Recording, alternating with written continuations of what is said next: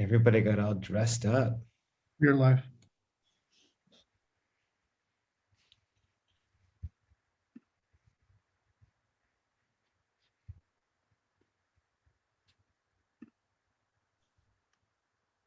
I think we're live, President Schlissel. Good afternoon. I'd like to call today's meeting to order. Welcome to our virtual March Board of Regents meeting.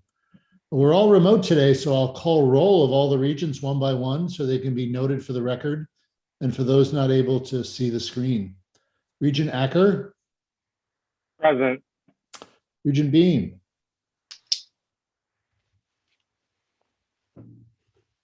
Regent Beam. Regent Bernstein. I'm here, present. Regent Brown. Here. Regent Hubbard. Here. Regent Illich. Present. Regent Beam. Here. Regent Weiser. And Regent White. Okay. Also joining us today are the university's executive officers. This includes Executive Vice President and Chief Financial Officer Kevin Hagerty, who's retiring from his position at the end of April and joins us today for his last board meeting. We're a better university because of Kevin's 6 years of leadership. I'm amongst thousands on our campus who've had the privilege of seeing his teams at work every day. His division staff have helped us through snowstorms, completed major building projects, made our workplaces safer, and much, much more. We're also a better prepared university thanks to Kevin's efforts. His teams quickly responded to the pandemic with innovation and commitment that made all of our activities possible over the last year. From our custodians and contact tracers stepping up mightily, to our HR professionals who established time-off banks to support our employees, we were in a position to weather a global pandemic and carry forward our mission of teaching, research, and service. Additionally, U of M's financial position remains sound despite the tremendous challenges we've faced. Thank you very much, Kevin. I'd like to call upon Regent Illich to offer a resolution. Thank you, President Schlissel. The Regents of the University of Michigan extend their sincere congratulations to Kevin P. Hagerty, who will retire in April after 6 years of service as Executive Vice President and Chief Financial Officer. Executive Vice President Hagerty created a positive and inclusive organization for the nearly 3,000 employees across business and finance, a work environment in which people felt valued, believed that what they did mattered, and were empowered to make a difference. He oversaw important capital investments in a wide array of university facilities with capital asset additions totaling nearly $4 billion. Under his stewardship, the university successfully issued commercial paper and general revenue bonds to fund major capital projects that support the university's mission while maintaining the AAA bond rating, one of only 7 public universities to carry this high rating. During his tenure, the endowment grew from $10 billion to nearly $14 billion, increasing financial resources that support scholarships and other priorities. Vice President Hagerty stepped up to the challenges presented by the COVID-19 pandemic, creating time-off banks and support resources for employees. He leaves the university financially strong and well-positioned for the future. The Regents thank Executive Vice President and Chief Financial Officer Hagerty for his friendship and service and wish him a long, rewarding, and happy retirement. Thank you, Regent Illich. It has truly been my honor to serve as a member of the University of Michigan administration, and I am so very appreciative of the many opportunities that you, the board, President Schlissel, my EO colleagues, and many, many others gave me over the past 6 years. And I'm very thankful that I can now forever say, go blue. Yay. Thanks, Kevin. Can I, Mark, do you mind if I say a few? Yeah, please, very Regent Bernstein. So Kevin, as you know, I chair the Finance, Audit, and Investment Committee. And in that role, I have an opportunity to work closely with you in your work. and I've done so in that role for years. And it has been a great honor to work with you. You are smart, you are thoughtful, you are high integrity, and you are unflappable. And I would suspect your EO colleagues can would confirm that. Just calm and always good counsel, not ever afraid to speak your mind. And as President Schlissel said, the university and by extension our state and society is a better place because of your contributions to the work that we do. So thank you. Thank you. Thank you, Regent Bernstein. Regent Brown? Yes, I'd like to second what Regent Bernstein said, and just to point out to everyone that happens to be listening that this university, although the infrastructure is important, it's really made up of people. And many of them, too many, are kind of unsung heroes. And I believe this university probably experienced its first existential threat with this pandemic and financial crisis. And the job and the hard work that Kevin did and his team during that ongoing process in many ways saved the university. It definitely saved it as the great university that it is, and everyone owes you a great debt of gratitude. And Thank you very much, Regent we'll Brown. miss you. You're the best in the business. Well, thank you. It was a year ago this month that we held our first virtual Board of Regents meeting. And while remote meetings have become a way of life, at the time it was very unfamiliar to us, and we had to make all of the arrangements very quickly. I want to take this opportunity to thank all of the staff who made this happen on the fly last March and who've ensured these last several months that we can conduct the business of the university smoothly. The technical efforts are made possible by the Fleming IT Group, Michigan Media, and the Office of Vice President and Secretary. Thank you very much, and let's give the technical and Vice President for Secretary office a round of applause. Over the past year, our university has been put to the test in ways we could barely imagine. We've lost loved ones and colleagues to the virus and had our work and personal lives upended.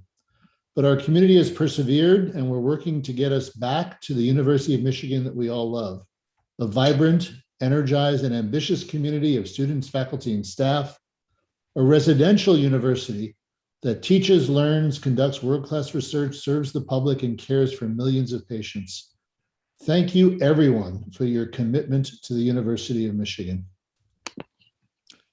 Last month, Regent Bernstein announced that we would share concrete steps aimed at investing the university's endowment funds in a way that recognizes the essential transition to a low-carbon economy.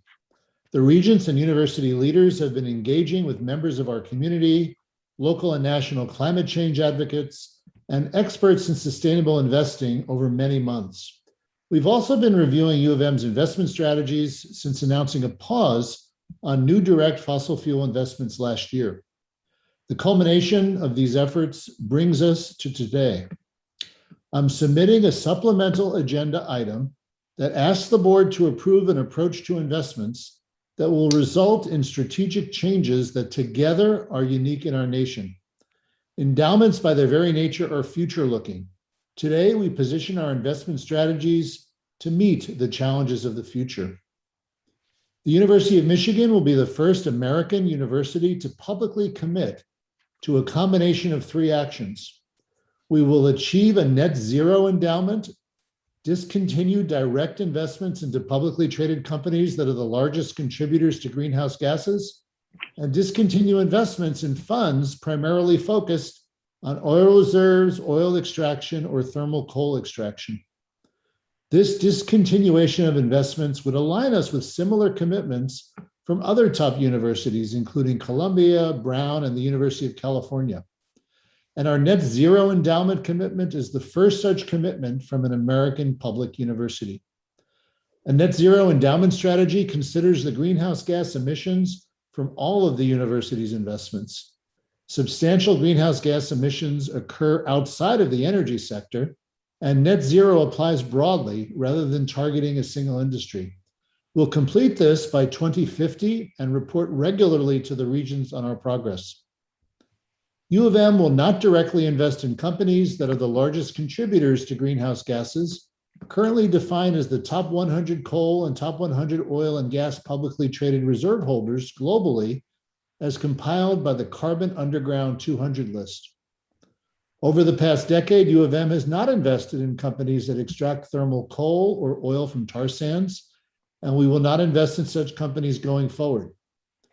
U of M will shift its natural resources investment focus away from oil extraction and reserves toward renewable energy investments with an attractive risk-adjusted return profile. We also will pursue infrastructure and services investments that support more efficient resource utilization, as well as investments into other emerging technologies that support the transition to a carbon-neutral economy. 3 such investments into renewable energy and sustainable infrastructure development will be presented shortly for a vote of the board. Together, they amount to a $140 million investment. So make no mistake, we're serious about the change in direction. This strategy is informed by the growing risk of investments in fossil fuels during the essential transition to a lower carbon economy.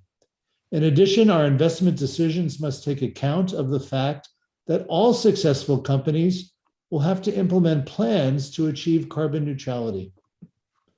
Today's actions build upon leading efforts in sustainability research and operations across the university. The university continues its progress towards meeting its 2025 sustainability goals established in 2011.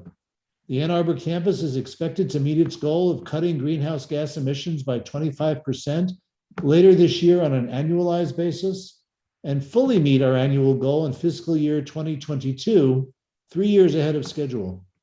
That's nearly 200,000 metric tons of carbon dioxide per year, which is equivalent to removing 43,000 cars from the road. And last week, the President's Commission on Carbon Neutrality delivered its final recommendations to help U of M achieve net zero emissions university-wide. This includes all 3 of our campuses and Michigan Medicine. Recommendations were designed to be scalable, transferable, financially responsible, and environmentally just. The recommendations cover Scope 1 emissions from direct sources like campus buildings, U of M vehicles, and the central power plant. Scope 2 emissions from purchased electricity from local utilities. And Scope 3 emissions from indirect sources like commuting, university-sponsored travel, and food procurement. In addition, the Commission highlighted an array of organizational and cultural recommendations designed to foster a culture of sustainability across the university and urged us to center environmental justice in our decision-making. I know the final report and list of recommendations incorporates important input from our community, and there are many exceptional ideas in it. I'm carefully reading the Commission's final report and will identify action steps I'd like to take immediately, and we'll discuss those steps with the regents, campus leadership, and deans. We anticipate being able to announce specific actions in the next month or 2. I again thank all of the students, faculty, staff, advocates, and partners who helped us arrive at this important milestone. I'd like to ask for a motion and a second on our new investment policy. So moved. Support. Okay, and now I'd like to call upon, before we vote, Regent Bernstein for some comments. Thank you, President Schlissel. Last February, hard to believe, at our last in-person board meeting before COVID, this board announced that we would consider our investment policy with regard to fossil fuels. I am deeply grateful to all of my board colleagues, President Schlissel, and everyone, especially our exceptional students and faculty, who participated in the thorough, inclusive process over the past year that impacted our work in this urgent and important deliberative process. The challenge we face is that we have to cut the 51 tons of greenhouse gases we produce every year in the global economy to zero by 2050 in order to stop global warming and avoid the worst effects of climate change. At the same time, almost 1 billion people have no access to reliable energy sources. which is a huge problem if we want to improve global health and economic opportunity for impoverished nations and their citizens. And it's important to remember that participating as a global citizen is part of our university's essential mission. In order to address this problem, we have to do things differently, and that includes the way we invest our money. The University of Michigan must and will lead on this issue for 6 reasons. First, this is the biggest, most urgent crisis that we have ever faced. Everything is on the line here. It's been said that we are the first generation to feel the effect of climate change and the last generation that can do something about it.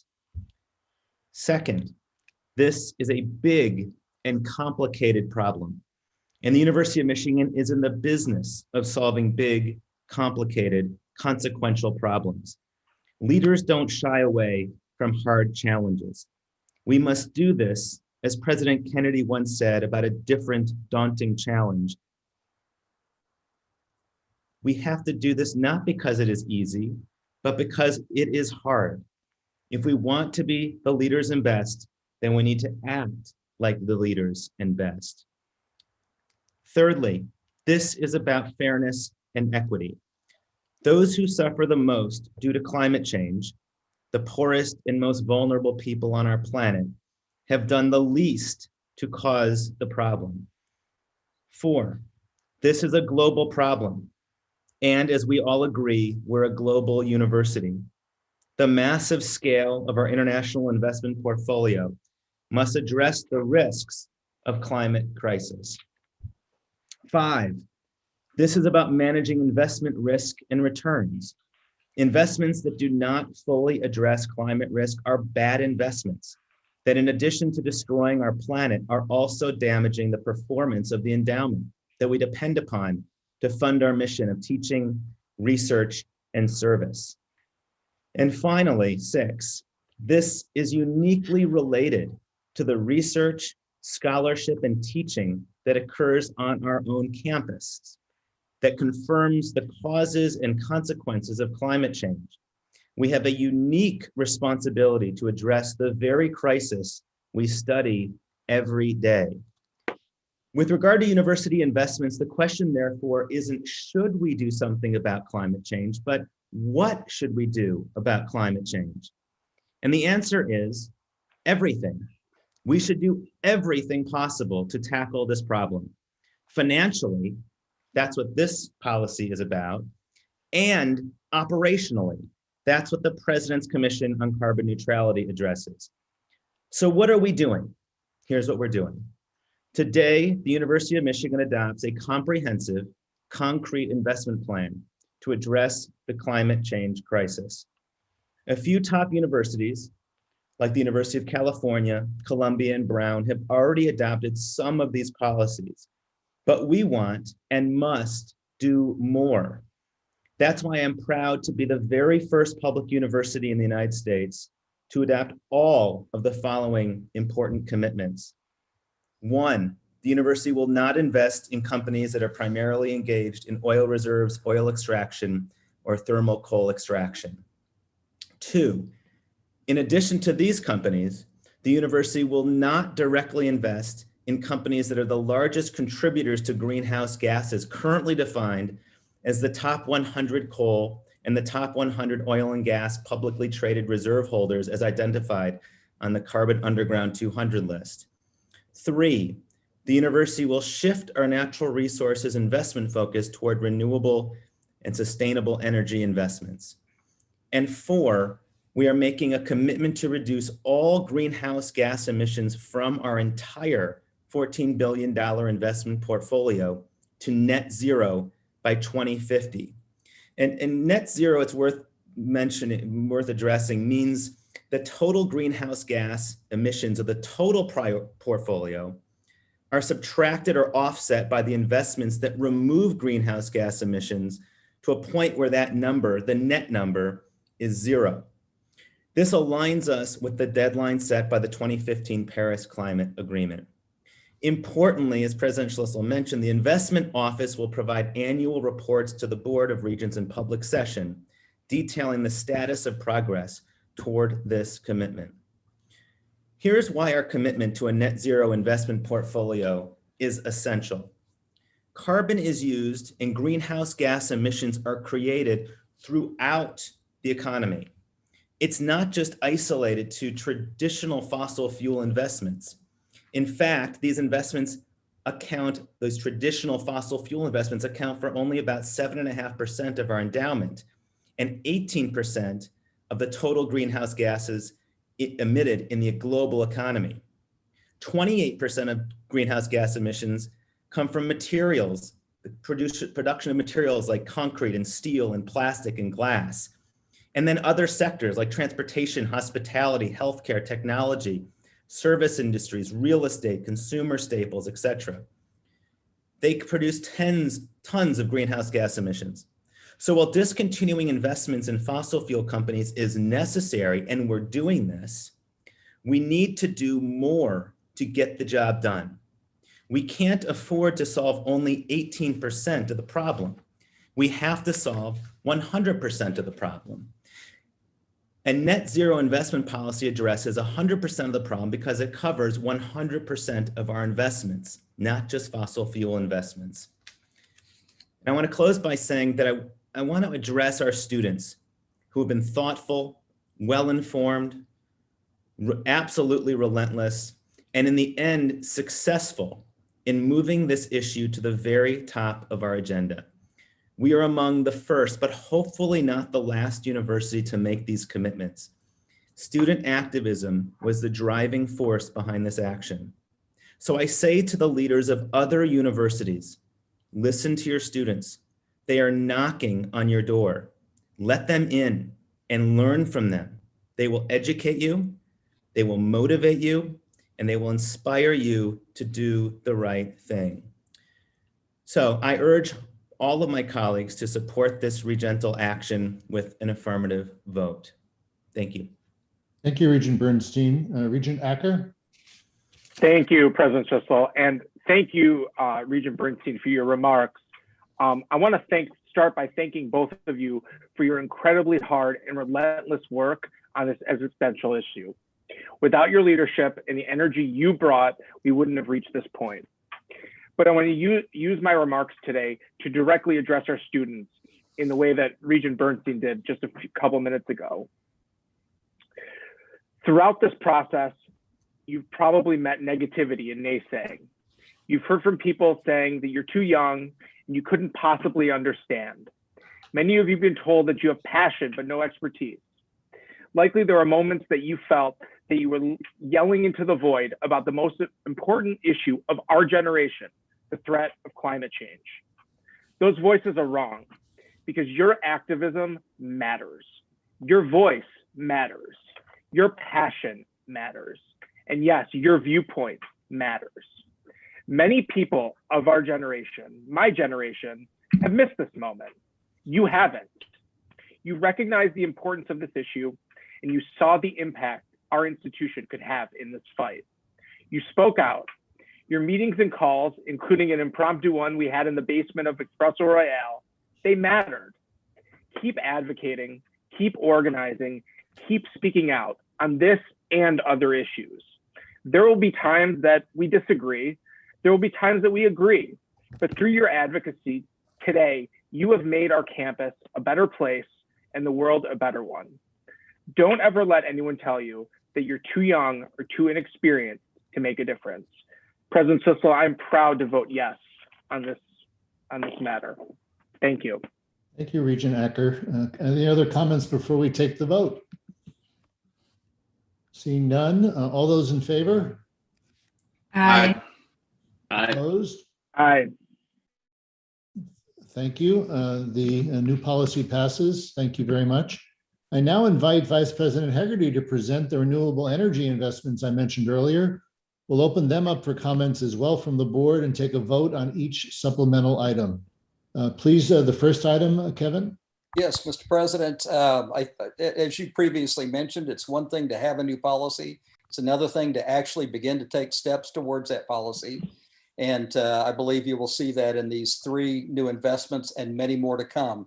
The first is I request approval to commit up to $30 million from the long-term portfolio to D.E. Shaw Renewable Investment Asset Company 3 Limited Liability Corp. D.E. Shaw is a well-respected, experienced solar and wind developer and operator that has built over 40 utility scale projects nationally, including projects in Michigan. D.E. Shaw embraces new technology much more rapidly than most solar asset operators, which are typically utility companies.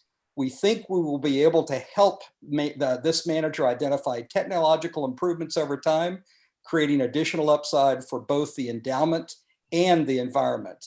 The university will be the only endowment investor in this fund, as the firm has not historically pursued foundations or endowments as investors.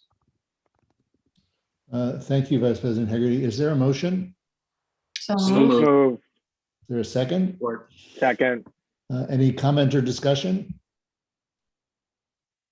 All those in favor? Aye. Aye.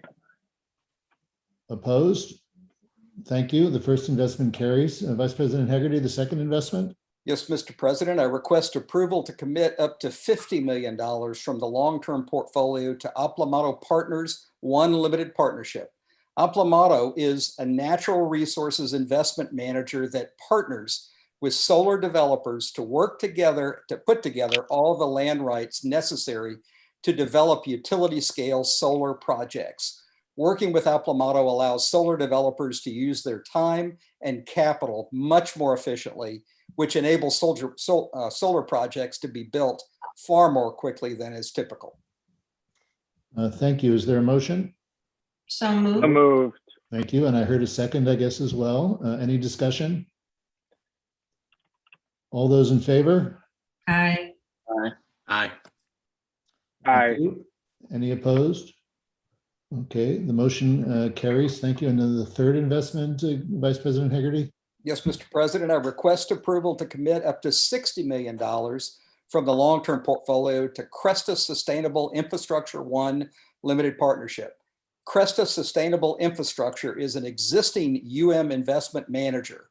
The fund has a broad investment scope, all of which is focused on developing energy transition strategies and technologies and sustainable infrastructure.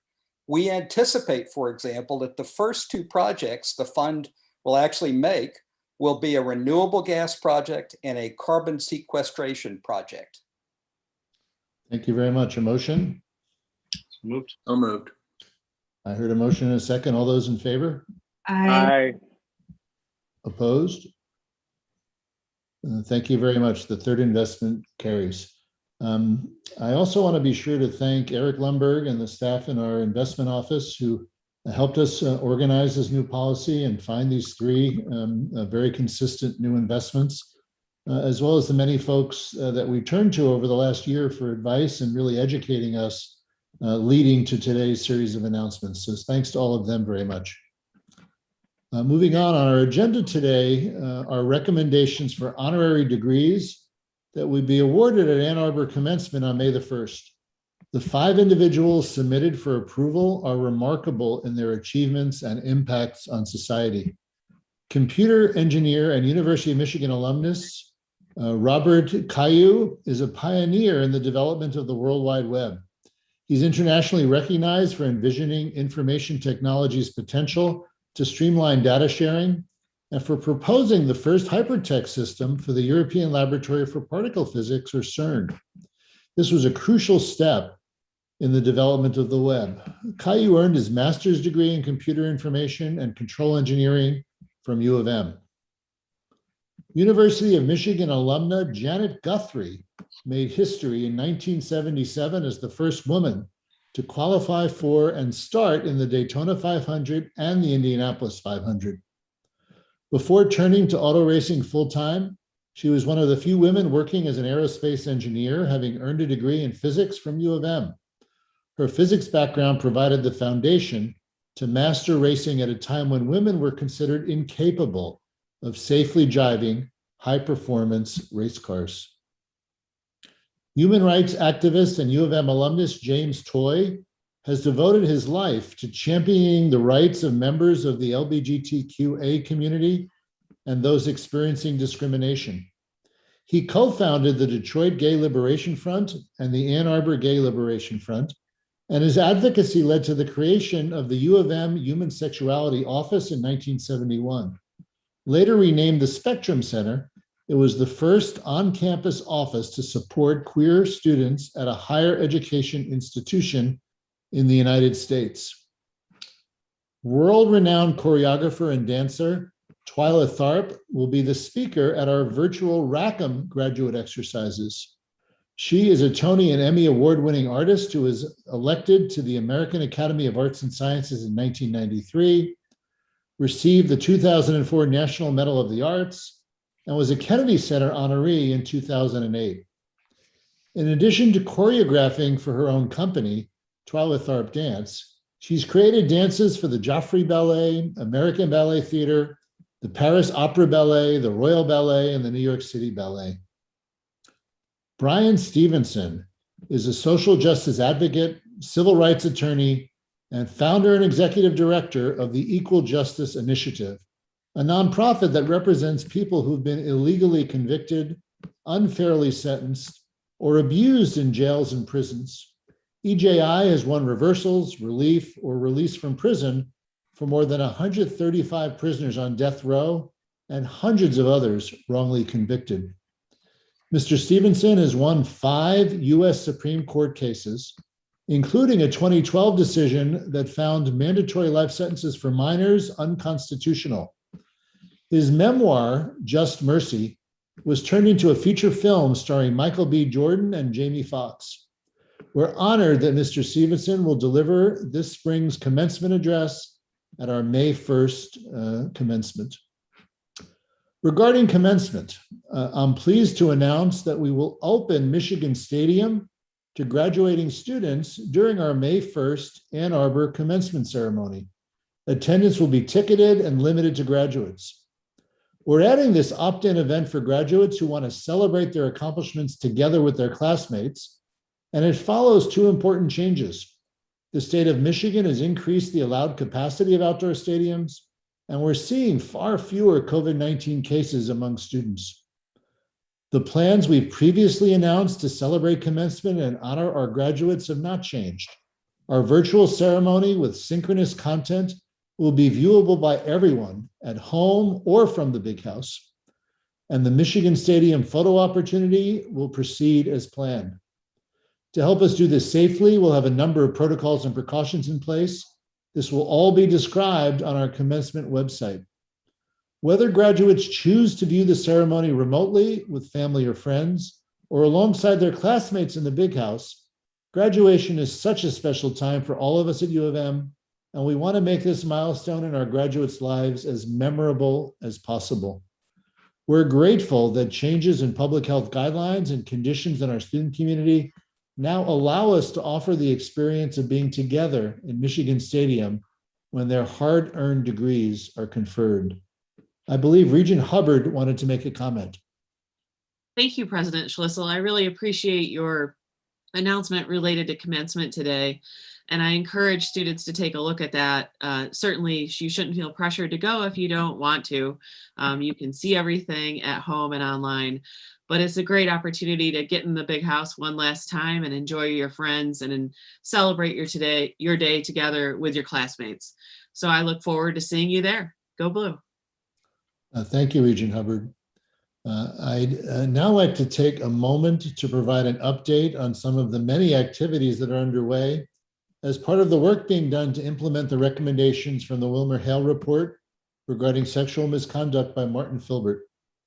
This important work is not just about meaningful policy and process reform to prevent and address sexual misconduct, but also about creating a new environment and a renewed culture where people can fully thrive in their studies and careers and know they can report misconduct without fear of retaliation.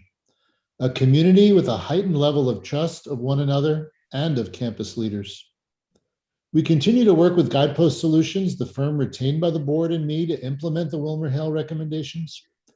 Guidepost and university leaders will continue meeting with faculty experts and engage broadly across the university as part of the implementation process.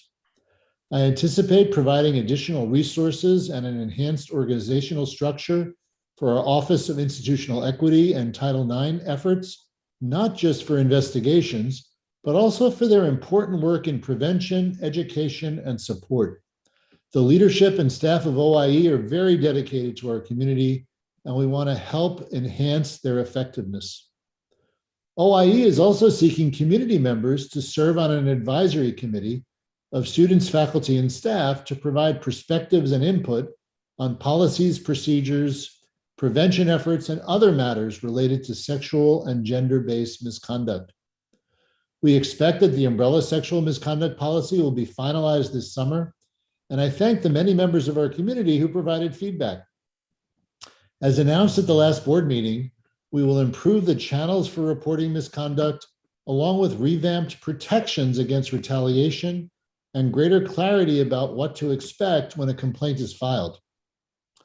We're working with our faculty and staff to develop a policy that recognizes healthy relationships while ensuring that all relationships are free from coercion, conflict of interest, and favoritism.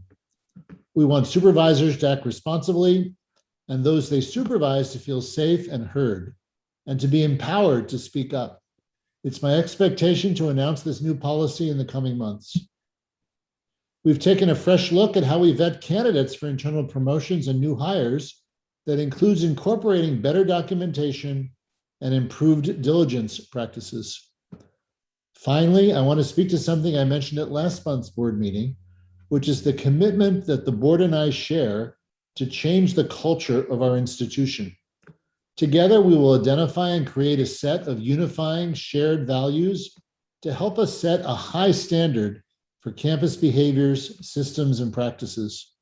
We'll engage with faculty, staff, and students on this cultural journey designed to capture feedback on how we define and shape these shared values and expectations.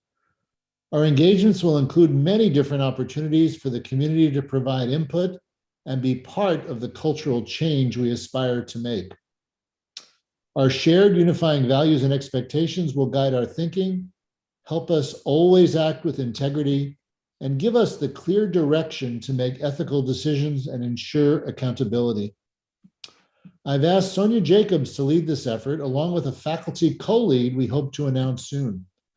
Jacobs is the Chief Organizational Learning Officer for the university and Senior Director for Faculty and Leadership Development in Michigan Medicine, where she's led a similar effort.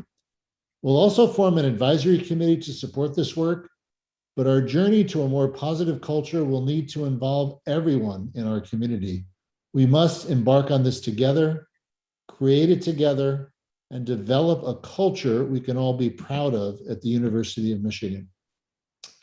Before we move on to our agenda, I congratulate our men's and women's basketball teams and our ice hockey team. Both basketball teams have advanced to the Sweet 16 of the NCAA tournament. A trivia question, there are only 3 universities that can say that. Who are the other 2? Our ice hockey team was selected for the men's championship tournament as well. I can assure you that Michigan is the only school still playing in all 3 tournaments. Go Blue. Absolutely. We now move on to committee reports. First, the Finance, Audit, and Investment Committee, reporting out as Regent Bernstein. Thanks, Mark. The Finance, Audit, and Investment Committee met yesterday with President Mark Schlissel, Kevin Hagerty, Executive Vice President and Chief Financial Officer Brian Smith, Associate Vice President for Finance Cheryl Soper, University Controller and Director of Financial Operations, and Jeff Molek, Executive Director of University Audits and Representatives from PricewaterhouseCoopers, PwC LLP. We reviewed the results of the university's fiscal 2020 uniform guidance audit performed by PwC and the recommended fiscal 2021 PwC external audit plan and related fees. The committee also met with President Schlissel, Kevin Hagerty, Brian Smith, and Eric Lundberg, our Chief Investment Officer, to discuss the status of efforts to increase investment manager diversity and to discuss changes in the university's fossil fuel investment strategy. Thank you very much, Regent Bernstein. Now the Health Affairs Committee report out by Regent Brown. Thank you, President Schlissel, and I'll try to be brief as I have 2 reports to give today. The Health Affairs Committee met yesterday for our March meeting. I was joined by Regent Hubbard, specifically Rose Glenn, Michigan Medicine Chief Communication and Marketing Officer, discussed Michigan Medicine's current and newly proposed branding architecture and outlined marketing matters. Paul Castillo, Michigan Medicine Chief Financial Officer, and David Miller, U of M Health System President, also provided financial and institutional status updates. And on a personal note, I have 2 loved ones, not related, but very close, who have the benefit of Michigan Medicine's staff in great facilities right now. I grew up in a rural part of Michigan that does not have the care that a place like Michigan does, and I know many citizens of Michigan have benefited, and I just want to thank all of the doctors and the staff and the administration of Michigan Medicine for the amazing, amazing life-saving work they do. Thank you, Regent Brown. Regent Brown, can you also give the Personnel Compensation and Governance report? I will. The Personnel Compensation and Governance Committee meeting included Regent Illich, Regent Hubbard, Regent Beam, Regent Weiser, and Regent Acker, and myself. We first met with Provost Collins and Dean Solomon to discuss the graduate program climate, and also got a report on searches and reappointments. The committee began the conversation on the president's annual evaluation process, which will be conducted over the next several months. Thank you very much. And now the Flint and Dearborn Committee report by Regent Acker. Thank you, President Schlissel. The Flint and Dearborn Committee met yesterday, including myself and Regent Illich, along with Chancellor Grasso and Chancellor Duda. We had a great conversation with the chancellors about their strategic plans and their initiatives, ranging from student support, making students feel more welcome at home, and the renaming of Hubbard Drive. Thank you very much, Regent Acker. We now move on to our regular business agenda. First, the consent agenda. Minutes and reports that are noted in the agenda are on the website. We have an update first from Student Life Vice President Martino Harmon. Thank you, President Schlissel. We know that the pandemic and all of the safety measures, it's been really difficult for all of our students, especially our first-year students who had a rough end of their high school experience and a very challenging first year of college. Findings from a fall survey conducted by Student Life in collaboration with Academic Affairs revealed that students are feeling isolated, lonely, exhausted, and unable to make friends and meaningful connections. In response, I charged a task force with the goal of using a cross-unit approach to find innovative opportunities to inspire improved student engagement. The work of the Strengthening Student Engagement Task Force centers on 4 key actions. First, we increase student awareness of existing opportunities to engage and connect through new communication channels. Students have reported receiving too many emails, and they find it difficult to navigate a variety of websites. So to enhance communication, we developed a Find Community website, which allows students to select a type of community based on a number of different interests. For example, students can find other students who want to volunteer, or they can find students who just want to connect to have fun. We've also grouped weekly events into one email that is sent every Sunday evening to all undergraduate, graduate, and professional students called This Week's Picks. The weekly email includes information about virtual and safe in-person events, such as Fun at the Union, where students played cornhole, giant Jenga, and Giant Connect 4 on the lawn of the Michigan Union. Second, we've expanded a number of opportunities for students to build community by facilitating, strengthening, and highlighting cohort initiatives which connect students with their peers in small groups.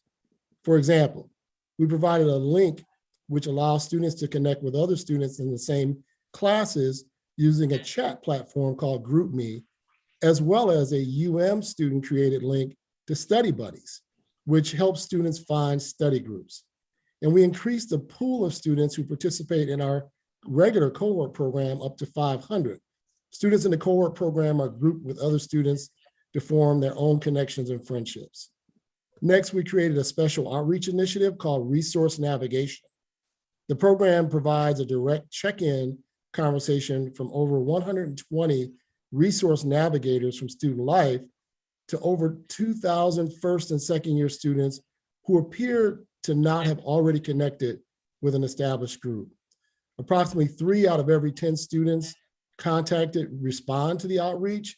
And after several attempts, they know that we care. It's really an opportunity to ask students how they're doing, if they're making connections, and if they need help. I'm excited to be a resource navigator. And the last key strategy allows us to reach out to our academic partners in the schools and colleges to not only make them aware of these initiatives, but to encourage them to help share the information with students in academic spaces. Finally, we're using the same approach in collaboration with our campus partners to create a second year experience designed to help second year students capture some of the traditional first year rites of passage experiences that they've missed. And that will start with expanding and enhancing Welcome Week activities next fall to offer programming designed to appeal to second year students. In closing, I want to thank Will Sherry, director of the Spectrum Center, who also serves as a student life project lead, for his leadership of the task force. And I want to extend my appreciation to the entire task force. Thank you. Thanks very much, Vice President Harmon. We heard a report about these activities in our executive meeting the other day, and I was anxious for the rest of the community to hear about it. I really appreciate your efforts on behalf of our students under these really challenging circumstances. Better days ahead, and I'm also pleased that you're looking forward to doing special activities in the fall, especially with our rising sophomores. Dearborn campus report, Chancellor Grasso. Thank you, President Schlissel. We recently launched a program called Focus on the Finish program. And contrary to what you might think, we are not trying to recruit more students from Finland. Rather, we are focusing on 2 of the governor's recent programs, Futures for Frontliners and Michigan Reconnect. And we're trying to attract more community college students to finish their 4-year degree at U of M Dearborn. We're providing additional financial assistance, academic supports, flexible timelines, and career development advice. We also launched the state's first artificial intelligence master's degree program with 4 areas of focus: computer vision, intelligent interaction, machine learning, and knowledge management and reasoning. We also recently, I am very happy to announce, received a large major grant from the National Science Foundation that was awarded to a team of faculty members in our College of Engineering and Computer Science to study and develop cybersecurity protections for autonomous vehicles. We are, for commencement, we are very proud to announce that our commencement speaker will be Nikki Giovanni, who is a well-known and one of the most celebrated poets in the United States. Regent Hubbard has also agreed to deliver congratulatory greetings on behalf of the Board of Regents. And finally, our athletic teams have returned to competition recently, and we are confident they will have a safe and successful season. Go Blue.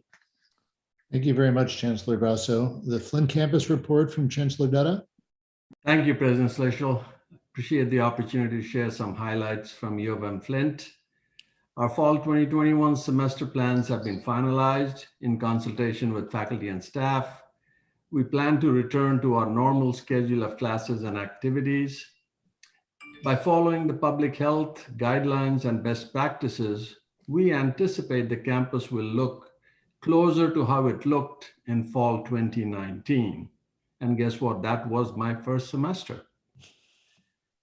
UM Flint works hand in hand with the community in Flint and in Genesee County.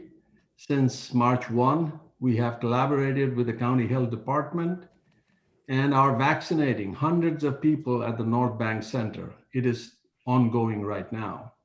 I'm very grateful to our faculty, staff, and students from nursing and other health sciences fields at U of M Flint for devoting their time and energy to this very critical effort. I'm very pleased to share with you that U of M Flint and their faculty are gaining national visibility. Earlier this month, Associate Professor of Chemistry, Nick Kingsley, was invited to speak at the National Academies of Science, Engineering, and Medicine at their Board of Chemical Sciences and Technology. He joined faculty from University of California, Berkeley and Emory for that session, and he presented on the U of M Flint's Green Chemistry program. This is the only undergraduate program of its kind in the country. So I want to be, I want to say that we are very proud of our chemistry faculty, in particular, Dr. Kingsley, who actually gave a wonderful presentation.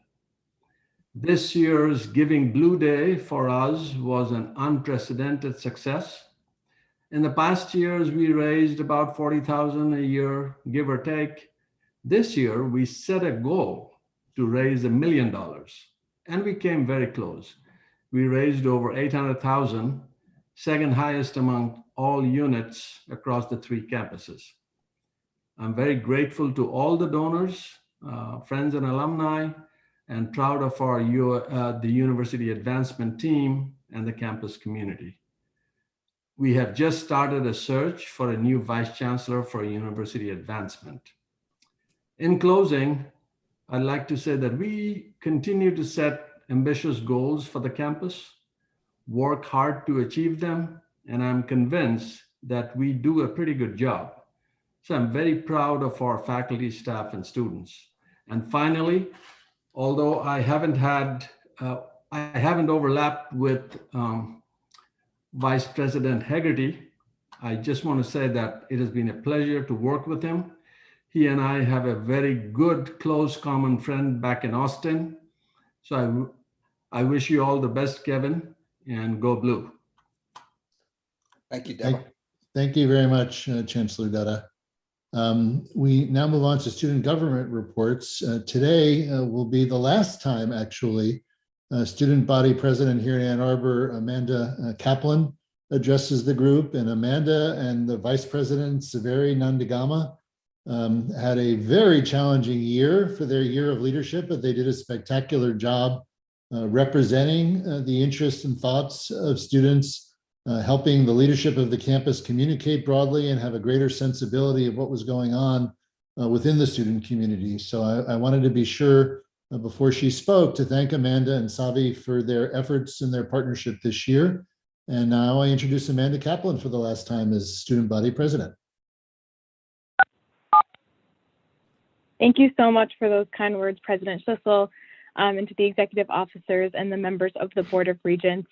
The CSG elections are underway for the upcoming academic year, and by this time tomorrow, we will have unofficial results. By next week, our term will officially end. 1 year ago, Sav and I were anxiously awaiting election results in our homes, overlooking an uncertain future in the world. We are so pleased to look out 1 year later at a more certain and exciting future for students in the university. The university's plans for a more normal fall 2021 semester are cause for great excitement. We are very excited also about the drastic increase in rates of vaccinations. And in response to this news, I am extremely delighted to learn that the university is announcing some in-person components of the class of 2021's commencement ceremony. The university is upholding its commitment to public health guidelines as well as its desire to honor students who have had so much else taken away from them this year. As a senior who is graduating, I want to say thank you for making the responsible decision not to host an in-person ceremony a few months ago, and thank you for reevaluating your decision based on updated public health information. It is also so exciting to hear that the university will be officially engaging in a new investment policy with a net zero endowment policy, which puts carbon neutrality front and center. I'm even more excited to hear Regent Acker and Bernstein's explicit recognition of the hard work and success of student activists, especially Climate Action Michigan, and I unequivocally affirm everything that they said. This decision is economically, politically, and morally wise, and I want to thank everyone who helped to make it a reality. With all of this exciting news, there are, of course, important areas of policy to focus on moving forward. After surveying our fellow students, it became clear that they are most concerned with student mental health and well-being going forward. This must be a priority as we near the end of the pandemic. In addition, and as I have mentioned before, our community-based governance model must be prioritized in all future policymaking processes. Let's meaningfully engage LEO, GEO, the One University campaign, Climate Action Michigan, and other important campus groups, activists, and stakeholders. This is how we continue our upward momentum and ensure we are crafting policies that equitably support our entire Michigan community. This past year, our policy goals have shifted from traditional CSG advocacy to doing all we could to support students during this unprecedented time.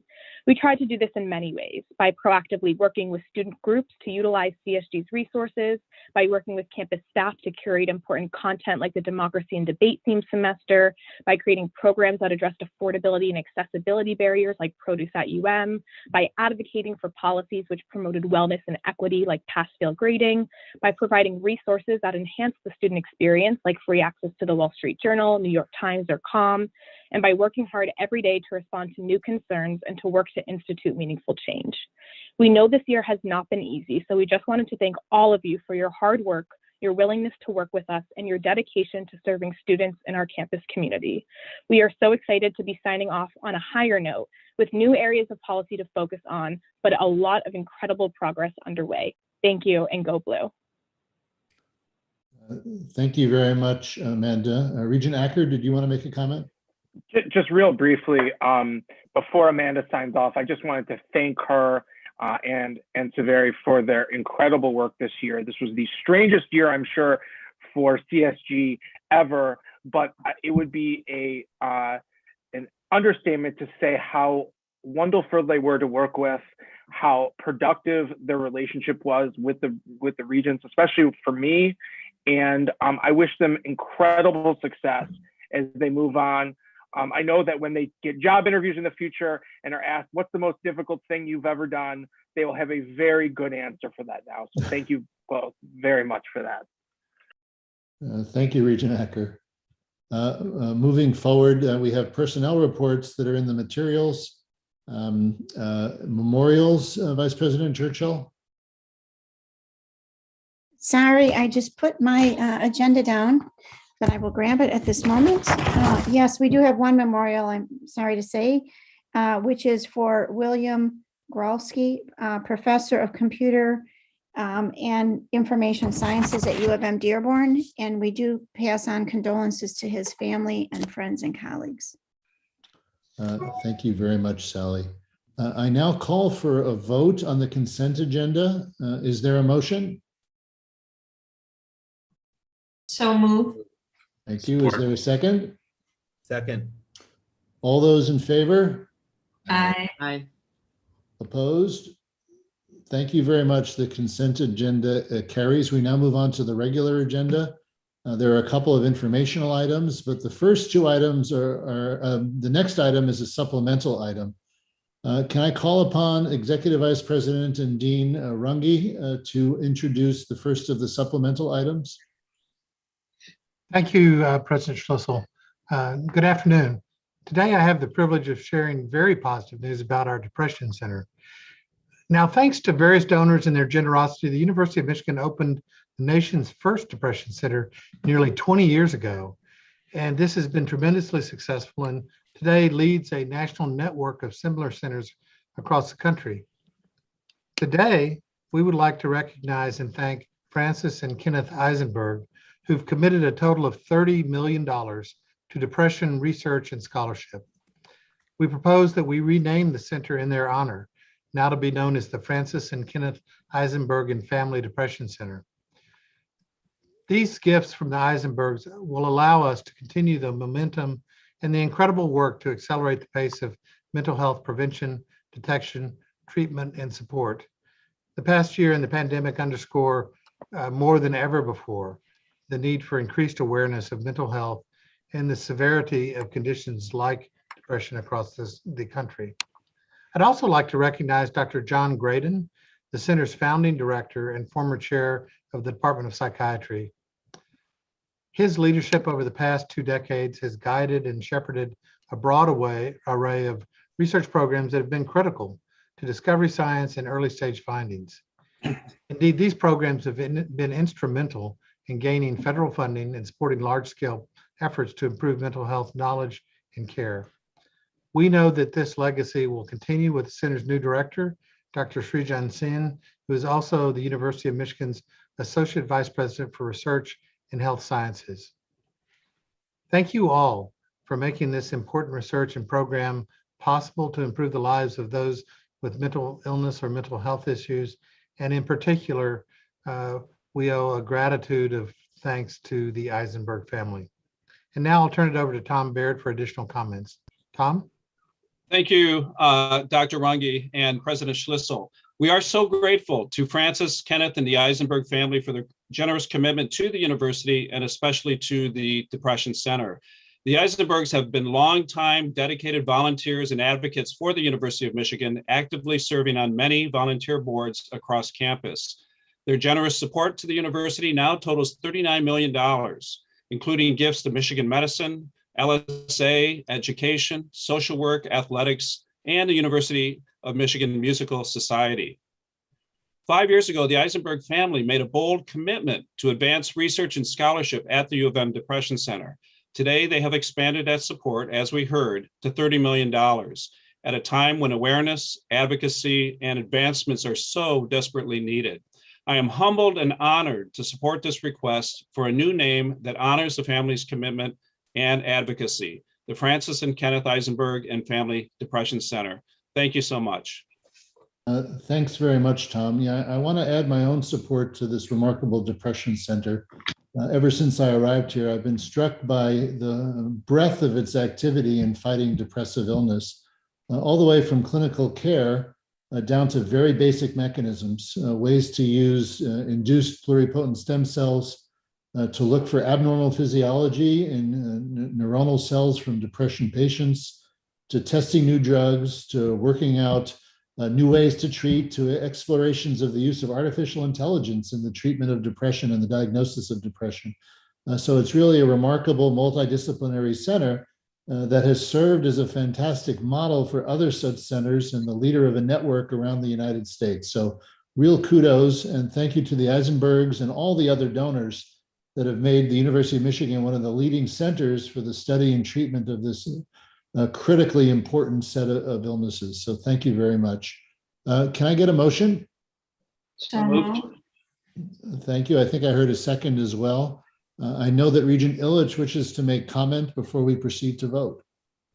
Thank you, President Schlissel. I just want to weigh in and thank the Eisenbergs for this incredible donation. Since I've been a regent, when I first met Dr. Greedon, the Depression Center was new. I consider him a rock star. And he had indicated to me it was really quite innovative and risky to call it the Depression Center. There were other universities and medical centers around the country that really did not want to do that. And so I thought it was such great courage on behalf of Michigan, on behalf of Dr. Greedon, to call it what it is and to impact the stigma of mental challenges and depression. It is such important work. And so thank you again to the Eisenbergs.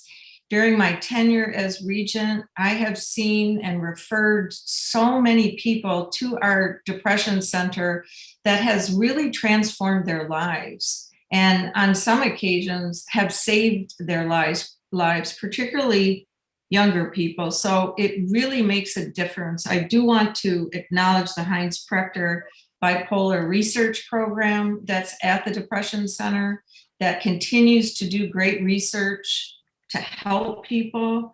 And so again, thank you to the Eisenbergs for this important donation that makes an impact at the university. You are saving lives, your money is saving lives. So thank you. Thank you, Regent Illich. I'd now like to call for a vote on the naming. All those in favor? Aye. Aye. Opposed? Thank you very much. That naming carries. And we have one more supplemental motion, another building naming, and I'd like to call upon Vice President Churchill to introduce that naming. Thank you, President Schlissel. It is my great honor to submit for the board's consideration a supplemental agenda item that proposes naming the building that currently houses the Life Sciences Institute in honor of the university's 13th president, my mentor, my dear friend, President Emerita Mary Sue Coleman. Sorry, I'm getting a little emotional. I didn't expect it, but I know she's watching and her family. President Coleman served as president from August 2002 to June 2014. She left a major imprint on the campus's physical footprint, residential life, library resources, and life sciences research. President Coleman spearheaded the purchase of the North Campus Research Complex from Pfizer, positioning the university to become a major force in economic development in Ann Arbor and across the state. Launched the residential life initiatives that focused on upgrading and renewing residential halls and dining facilities, led the recruitment of 100 interdisciplinary junior faculty, led the Google partnership that digitized the university's library collection of 7 million volumes, and not insignificantly, to this proposed naming, assisted in the completion and early development of the Life Sciences Institute. After stepping down at U of M, Dr. Coleman was appointed president of the Association of American Universities, our nation's most important research university organization in Washington, D.C., a position from which she retired last summer. President Coleman led the Michigan Difference campaign to raise $2.5 billion for the future of this institution. And by its conclusion in December 2008, the campaign had raised $3.2 billion, the most ever raised by a public university at the time. The university launched the $4 billion Victors for Michigan campaign based under her leadership in November 2013. That campaign was completed in December 2018 and raised, sorry, my phone is blowing up. It raised $5.28 billion. She and her husband, Kenneth Coleman, have generously endowed several funds at Michigan. The Mary Sue and Kenneth Coleman Endowed Rackham Scholarship Fund, the Mary Sue and Kenneth Coleman Endowed Undergraduate Scholarship Fund, the Mary Sue and Kenneth Coleman Endowed Life Sciences Institute Lecture Fund, the Mary Sue and Kenneth Coleman Global Student Experience Fund, and the Coleman Family Lead Fund at the Alumni Association. And of course, she oversaw the completion of one of our jewels in the crown, the cutting-edge life sciences building that houses the labs and technology in support of the Institute's research and helped recruit stellar faculty who have been conducting high-impact discovery work for over a decade. The Life Sciences Institute continues to grow in stature and is fulfilling the mission of interdisciplinary and groundbreaking research upon which it was founded. In 2004, the Institute's Saltillo Life Sciences Symposium initiated the Mary Sue and Kenneth Coleman Life Sciences Lecture in her honor. And a few years ago, in 2008, our Board of Regents recognized her efforts by approving the establishment of the endowed directorship, the Mary Sue Coleman Director of the Life Sciences Institute. Naming the Life Sciences Institute building in honor of Dr. Coleman recognizes her distinguished leadership at U of M and her contributions as a scientist and leader in higher education. It's particularly timely to consider this naming this month, since March is Women's History Month. This will be the first academic building to be named for a female member of the faculty or female leader. This request complies with the board's 2008 policy for naming facilities. And following the reviews, the nomination received enthusiastic support from President Mark Schlissel, the executive officers, the facilities naming steering committee to name this building Mary Sue Coleman Hall. In conclusion, in honor of President Emerita Coleman's distinguished leadership and accomplishments, I recommend that the Board of Regents change the name of the Life Sciences Institute building to Mary Sue Coleman Hall, effective immediately. President Schlissel. Thank you, Sally. To me, this richly deserved naming of Mary Sue Coleman Hall is a reflection of all she's done to enhance the University of Michigan and heighten the impact of higher education on our society. Thanks to President Emerita Coleman, U of M has a faculty rich in intellectual diversity, a physical campus that's the envy of our peers, and numerous academic programs that are amongst the best in the world. During her tenure, U of M championed the value of diversity and its inseparable connection to excellence all the way to the US Supreme Court. We have new schools, impactful initiatives, and leading institutes, including the LSI, which will continue to be housed inside the building that now bears her name. She led the university during a recession that took a tremendous toll on our state and the people of Michigan. Yet we met the financial need of our in-state students. And her program to hire faculty increased our intellectual might during a time when other campuses were pulling back. President Emerita Coleman believed that knowledge should be universal and that U of M must be global to fully deliver our mission. She launched new academic programs with partners overseas that continue to grow in size and impact. The digitization of U of M's massive library in collaboration with Google opened up vast resources for the world. And when she traveled and spoke with scholars in other nations and states, she would say, "Look here to Michigan. We have the world's knowledge ready to discover." She also focused intently on economic development, forming partnerships that continue to create jobs and transform the regional and state economies. She launched the University Research Corridor with Michigan State and Wayne State universities and the U of M Business Engagement Center. When she left, she wasn't done.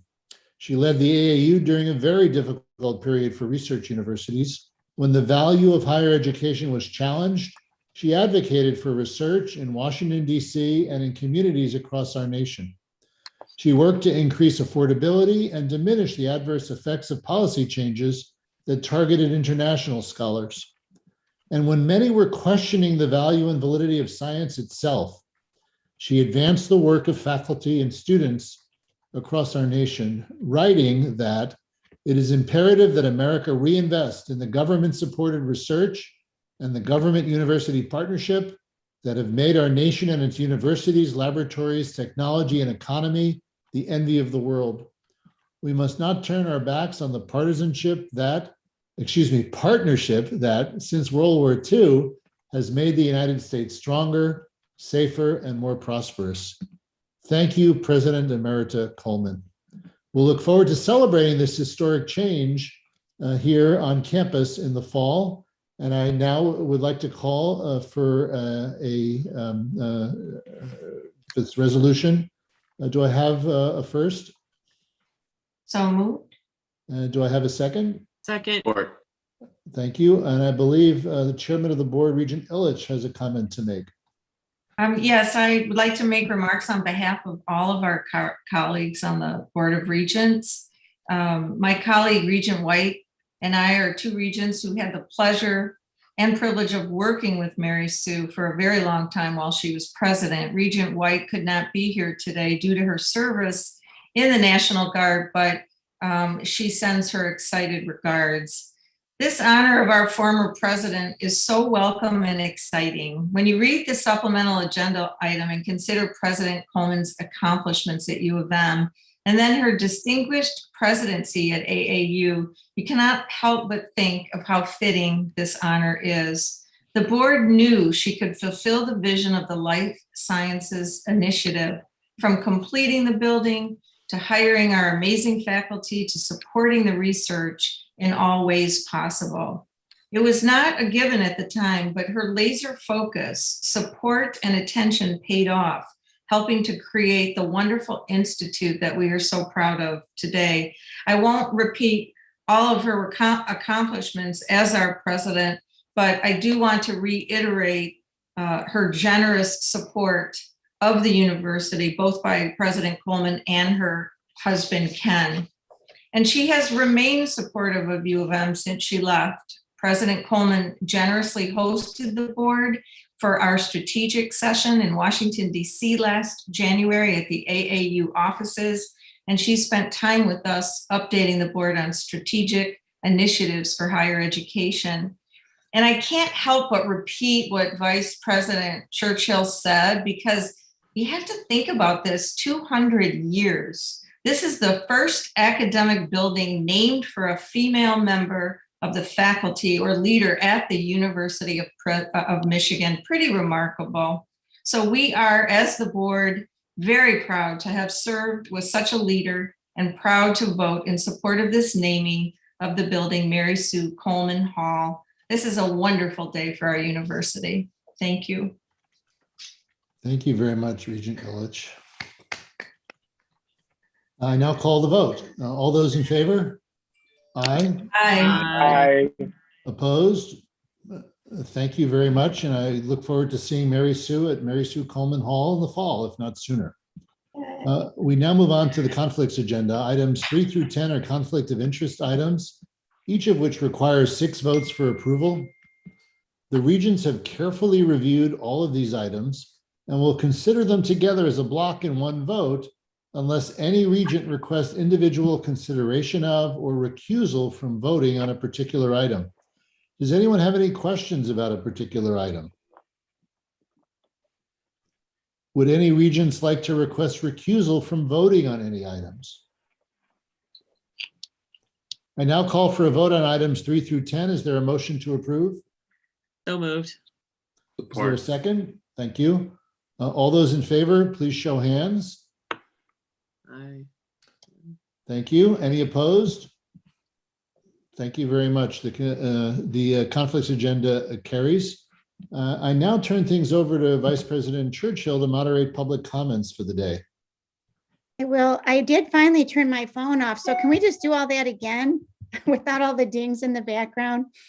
Just kidding. Thank you, Regent Acker, and others for reminding me to mute my phone. Okay, we do have a number of speakers today for public comment, and our wonderful IT team will bring them on as I call their name, and each speaker has up to 3 minutes to address the board. And then we'll ask you to wrap it up if you're not done before that, so that we can get on to our next speaker, because we do have 15 speakers today. Our first speaker today is Mary Kaffmeyer.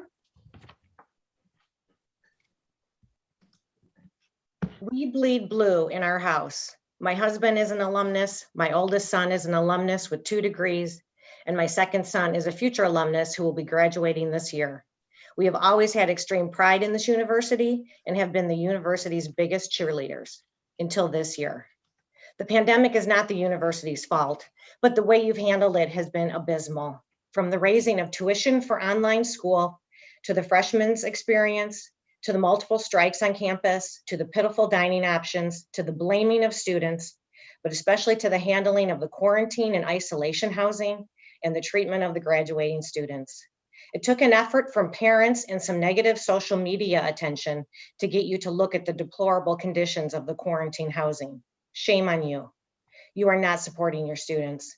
They are stuck in their rooms doing Zoom school. Their mental health is suffering, but it doesn't seem a priority for you. Shame on you for not doing more. You have a responsibility to these students and you are failing miserably. And you have a responsibility to your graduating students who have worked so hard to get to this point. I have a list of 86 universities, including U of M, Dearborn, who are doing so much more for their graduates than what you just announced. They are honoring their graduates and trying to make it special. They are having multiple ceremonies and allowing family and guests. 20% of 107,000 is 21,400. You could have done more. You should have done more. Additional missteps on your part include the tone-deaf barrage of emails we have all received asking for more donations. Also, the so-called survey sent to students regarding commencements. It's so easy to get the results you want when you ask the questions in a leading manner and limit the answers to a predetermined list of options. You never asked the graduating students what they wanted. You didn't give them a choice. And then your total lack of response to the outcry from the public is so disheartening and disappointing. You recently issued a statement regarding fall semester, how timely it was just before incoming freshmen are making their decisions and putting down their deposits. I sincerely hope this will not be a bait and switch on your part.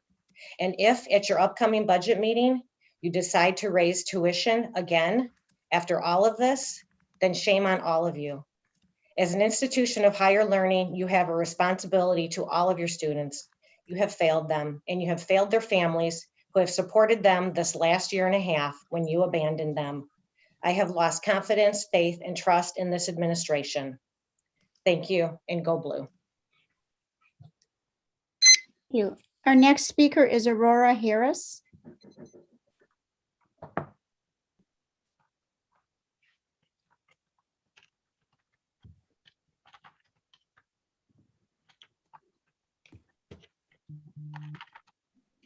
Is Aurora on? She is waiting Okay. for her to unmute. Thank you. Sorry. Hi, I'm Aurora Harris. I've been employed mostly at the Dearborn campus for over 8 years. I've worked as a lecturer 2 and as a lecturer 1 at the same time at different pay rates across 3 departments. I'm an award-winning published poet who brings to the university diverse teaching, writing, and research experiences. In October 2020, I received a COVID-19 Community Hero Award from the Association of Chinese Americans for organizing volunteers to deliver water and PPE to victims of the water shutoff crisis in Detroit.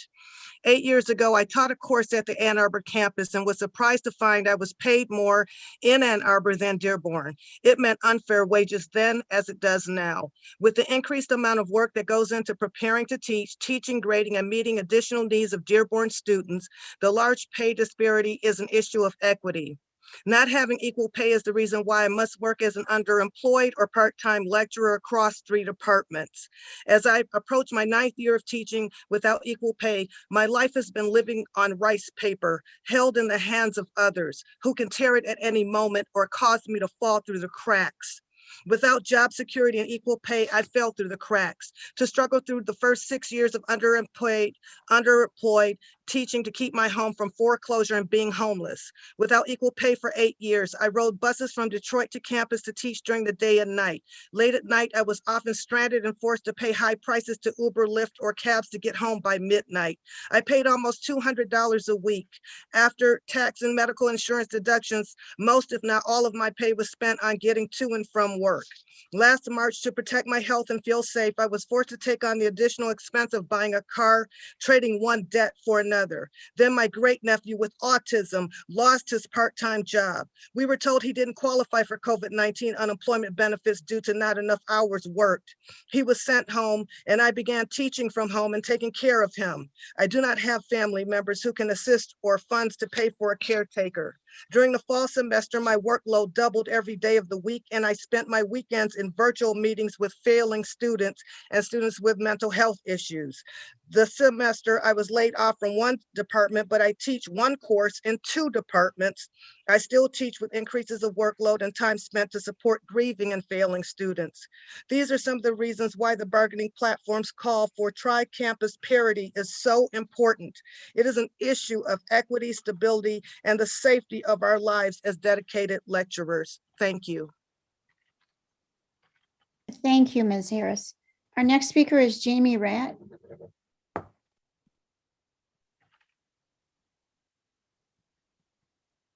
Hi, I'm Dr. Jamie Raitt, and I'm the director of the Voice Vision Holocaust Survivor Oral History Archive and a Leo Lecturer 4 in the history discipline at U of M Dearborn. Thank you for allowing me to speak today. I've worked at the archive and taught at U of M Dearborn for almost 21 years, and for the first 14 of those years, I worked on soft money, mostly donations, a yearly stipend from the chancellor's office, and grant funding. Since my position was not base budgeted, job security from year to year was always a worry and a concern for me and my family. In spite of this instability, I was able to build an internationally known digital archive of oral history interviews conducted with Holocaust survivors in the Detroit metropolitan area. One of the reasons I was able to do that with limited institutional resources was through grant funding. And during that time, I applied for and received 3 major grants totaling $75,000. In spite of those other limitations on my position, I was able to serve as the PI on all of those grants, the principal investigator. My job was finally base budgeted in 2014, and I was named director of the archive and a Leo Lecturer 3. Unfortunately, job security for me came with a trade-off. Even as a temporary employee, as I had been for 14 years, I was able to serve as a member of the governing faculty of the university. But most impactful for me, however, was the loss of my ability to serve as the principal investigator for grants that I had applied for and written. The archive recently received a $20,000 grant from a local organization to create a full-featured online version of the aspects of the Holocaust course that I teach. But as a lecturer, I am unable to serve as the principal investigator on that grant. The grant that I envisioned, wrote, and ultimately will be responsible for delivering the end product. I am not one to get overly caught up in titles. I don't require my students to call me professor or doctor or whatever. In fact, I'll answer to pretty much anything, including hey you. But I shouldn't have had to give up the rights I had as a temporary employee for job security, and being given the title of teaching professor would, I hope, return some of those rights and privileges. Beyond that, I think it's a question of basic respect for those of us who work so hard outside of the tenure stream to help our students have a meaningful and successful educational experience at U of M Dearborn, and U of M Flint. Speaking of student success, I'd like to point out that student success, especially at Flint and Dearborn, where we all know a majority of the courses are taught by lecturers, is directly tied to the ability of the lecturers to do their jobs effectively. And that effectiveness includes access to up-to-date computers, software, and other equipment. The university's refusal to provide new equipment to lecturers once, even just 4 years, severely impedes our ability to successfully do our jobs, which impedes student success. This is about more than titles and computers. It's about dignity, parity, and respect for lecturers, especially in Flint and Dearborn. Thank you. Thank you. Now we have Sally, I just want to make one comment. I just want to thank you for speaking, and I agree with you that you deserve the respect for proper titles. Thank you. Thank you, Regent Illich. We now have Jennifer Cummings. Good afternoon, Board of Regents, President Schlissel, other university leaders and guests. Thank you for this opportunity to share my thoughts today in support of the proposal by the Lecturers Employee Organization to develop a new teaching professor working title series at the University of Michigan. My name is Dr. Jennifer Cummings, and I am a lecturer in psychology on the Ann Arbor campus. I've had the great honor of teaching full-time in this capacity for 8 years, with nearly a decade of teaching experience at the university level prior to that. Today, I'll be highlighting a few of the reasons why I believe you should support the development of this professional working title. First, the lecturers at U of M are highly qualified, highly trained professionals who have dedicated our careers to making significant, innovative contributions to student instruction. We teach tens of thousands of students every year across the 3 campuses, from core introductory courses to advanced seminars. We integrate into our instruction the latest techniques and newest advancements in pedagogy, which we learn from attending a multitude of seminars and workshops. We regularly develop new courses and improve current curriculum. We also mentor and advise students, serve on committees at the department and college level, and undergo a rigorous annual evaluation process that parallels that of tenure track faculty. We hold PhDs or terminal degrees in our fields. A separate professorial title commensurate with our commitment to and excellence in undergraduate education would reflect on the years of training and high performance of the faculty that would qualify for such a title. Next, the addition of the teaching professor title will also aid in faculty recruitment and retention at the university. There are now at least 40 universities conferring professorial titles on their teaching faculty, including University of Washington, Northeastern, Carnegie Mellon, the University of California Schools, and even other universities in the Big Ten, like Wisconsin, Indiana, and Michigan State. As the number of institutions offering these teaching career paths continues to increase, the University of Michigan may find it challenging to hire and retain the leaders and the best if they continue to fail to offer such career opportunities to its teaching faculty.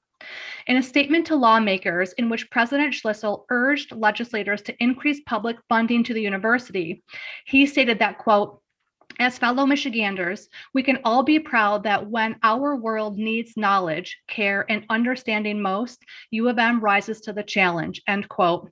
And indeed we have. That U of M has been able to carry out its mission to deliver world-class education this last year during these most challenging times is a testament to our faculty's hard work and dedication. I'm proud to be a part of such a forward-thinking, committed institution and believe that the development of this professorial teaching title will further solidify U of M's role as a leader in education innovation. In closing, I'd like to encourage the president and the board to support Leo's proposal for the development of a new teaching professor working title series at the University of Michigan. Thank you. I very much appreciate your time and attention. Thank you very much. Kelly Hurley. Is that?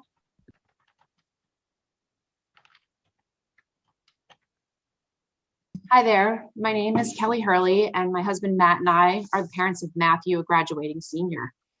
Although I appreciate the decision you announced earlier in this meeting to allow graduates to view the ceremony inside the big house, which is definitely a step in the right direction, I think we can go a step further by holding an actual, not a virtual ceremony for students only.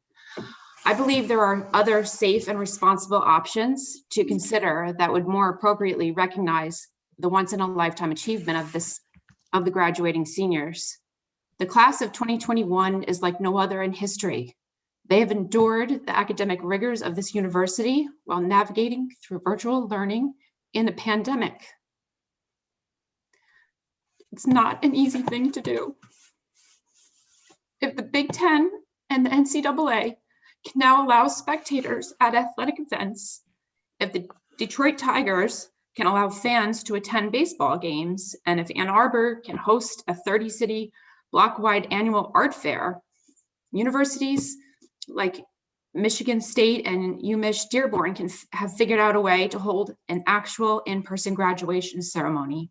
And certainly the University of Michigan, the university that prides itself on being the leaders in the best, can do a much better job of recognizing the achievements of this particular group of students who have overcome so many challenges to get to where they are today. We understand it wouldn't be easy, and there are complex challenges the university would need to overcome, but isn't that what the university is all about? As Regent Bernstein said earlier, we have to do this, not because it's easy, because it's hard. Isn't this what we have asked of this graduating class? From the very first time these students set foot on campus, you have asked them to challenge the present and enrich the future. For years, they have heard the booming voice of James Earl Jones proclaim at home football games that the University of Michigan stands for hard work and determination, and that we shy away from no challenge. And yet, when the time comes to recognize the hard work and determination of this group of students, the university, in my opinion, shying away from a challenge that other universities have embraced and have overcome. Indeed, other similarly sized universities are planning to hold actual in-person graduation ceremonies, including Michigan State, which plans to hold a series of in-person graduations over the course of 3 days. The University of Michigan can also overcome these challenges. The class of 2021 deserves more for this once-in-a-lifetime moment, especially from a university that claims to be among the leaders and the best. Our students deserve your leadership, your creativity, and your resilience, the same things you have asked of them. Thank you so much for your time and your consideration. Thank you. Now we have Tammy Robinson.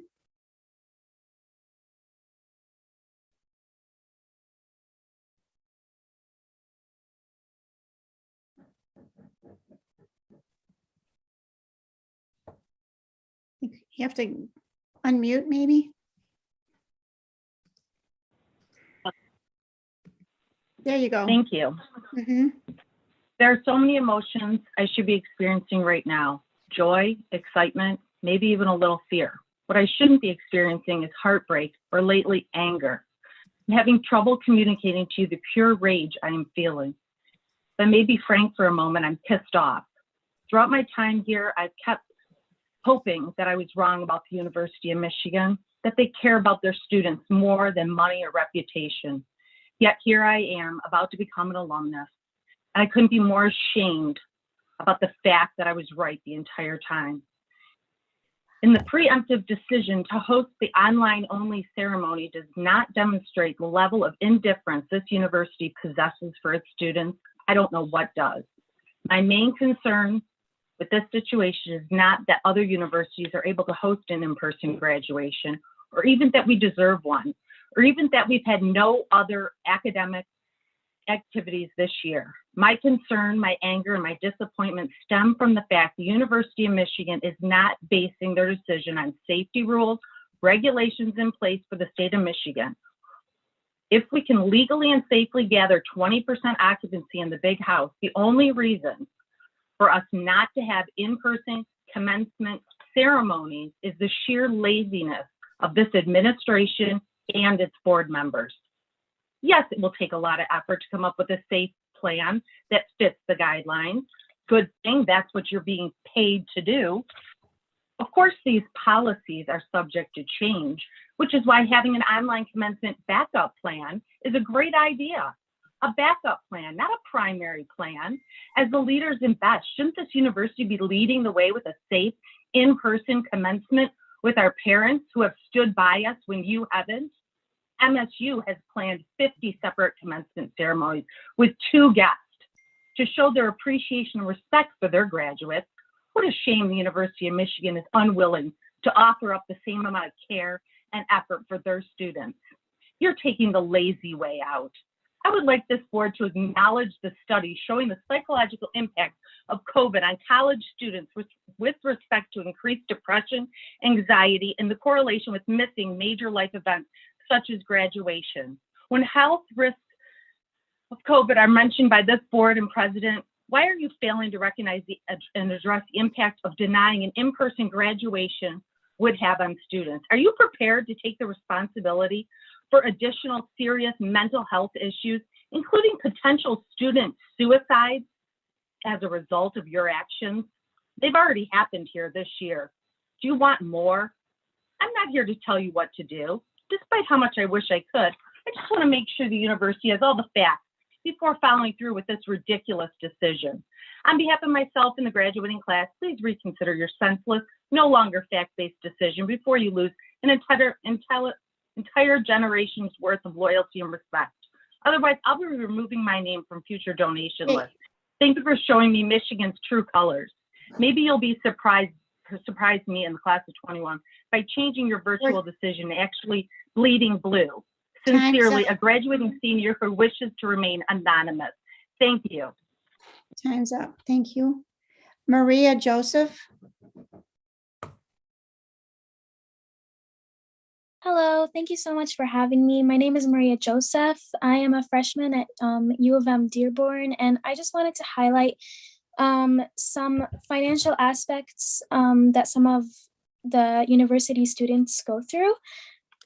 So we are aware that Dearborn and Flint don't have any Go Blue guarantees or full ride scholarships. And I just wanted to speak about why it would be very important to sort of implement those into the universities. So many of us choose to go to Dearborn for many reasons, as well as Flint, but partly because it's considered cheaper than Ann Arbor. But even a person like me who makes my mom makes $20,000 for a 4-person household. And even then, I still have a leftover sum to pay, even from my very generous scholarships, such as the Dean Scholarship for the university. These also don't cover in-university dorming, so I still have to go to work. I currently work 12-hour shifts at $10 an hour so that I can purchase books and save up for a car and other purchases that I have to make. Because I don't have a choice but to go to work, that also cuts into my work ethic, and sometimes I get behind or overly stressed in my classes. And I know that many of my other classmates and peers also share these same perspectives. And since one thing leads to another, I've taken it upon myself to take extra classes per semester, as well as summer classes, so that I can graduate early, because it's not guaranteed that I'll continue to pay such a low amount per semester. And obviously many students, including me, can't afford to be in debt now or in the future. I know that there are a lot of factors that go into selecting who is eligible for certain scholarships, including the Go Blue guarantee for Ann Arbor students. But many of the students who go to Dearborn for the specific reason that it's cheaper were the ones that need the Go Blue guarantee the most, but didn't make the cut for it because of the zip code they live in or the school they attended. Finally, I want to voice support for the demands of the climate action movement, as well as the LEO lecturers in their contract fight. Thank you very much. David Foltis. Yes, good afternoon. Can you hear me okay? Yeah, you sound great. Awesome. Good afternoon, President Schlissel, Honorable Board of Regents and University Executive Staff and guests. Thank you so much for your service and commitment to your students, to your staff, your university community. Thank you for keeping your focus on the safety and well-being of your students and staff while maintaining your high academic standards. Thank you also for allowing me to speak with you for a few minutes this afternoon. My name is Dr. David Faltis, and I recently retired as superintendent of schools for Carroll ISD in Southlake, Texas. It's just outside of Dallas. If you've gone to DFW Airport, you've flown over our house probably. I can appreciate your role as a board and as a leadership team. I also understand your concern to respond to your many constituents. For a quick background, our daughter's a graduating senior. Her mom's an alumna of Michigan. We bleed blue in our home. As you all know, our students have not had a normal college experience for the last 3 semesters. It's been tough for everyone, but especially our young people. As part of our recovery, I truly believe a return to normalcy is very important. Today, however, I speak not as a parent, but I'd like to speak to you as a retired school superintendent. While I understand the decision was made to hold a virtual graduation ceremony, I would also support you in considering ways to have an in-person commencement service for graduates and their families. After reviewing your commencement survey, it really didn't appear that students were asked if they would prefer in-person versus virtual. It appeared they were only asked about virtual options. In Q3, according to the survey, looks like approximately 85% of our students said they would consider returning for an in-person commencement service later, which shows that it's really important to them. Many other universities, as mentioned before, are holding in-person commencements this spring, and the state of Michigan is actually allowing public schools to choose to be in-person after April 12th, after spring break. I believe an in-person commencement can be held safely to allow our students to celebrate their matriculation from our great university. Here in our home in Southlake, we were able to hold an in-person graduation ceremony right in the middle of the pandemic for over 700 graduates in June of 2020. We limited our attendance to 25% of our stadium's capacity, which is about 13,000. Of course, your field, the capacity alone is about 5,000 according to the fire marshal. And as someone stated earlier, you know your capacity is about 107,000.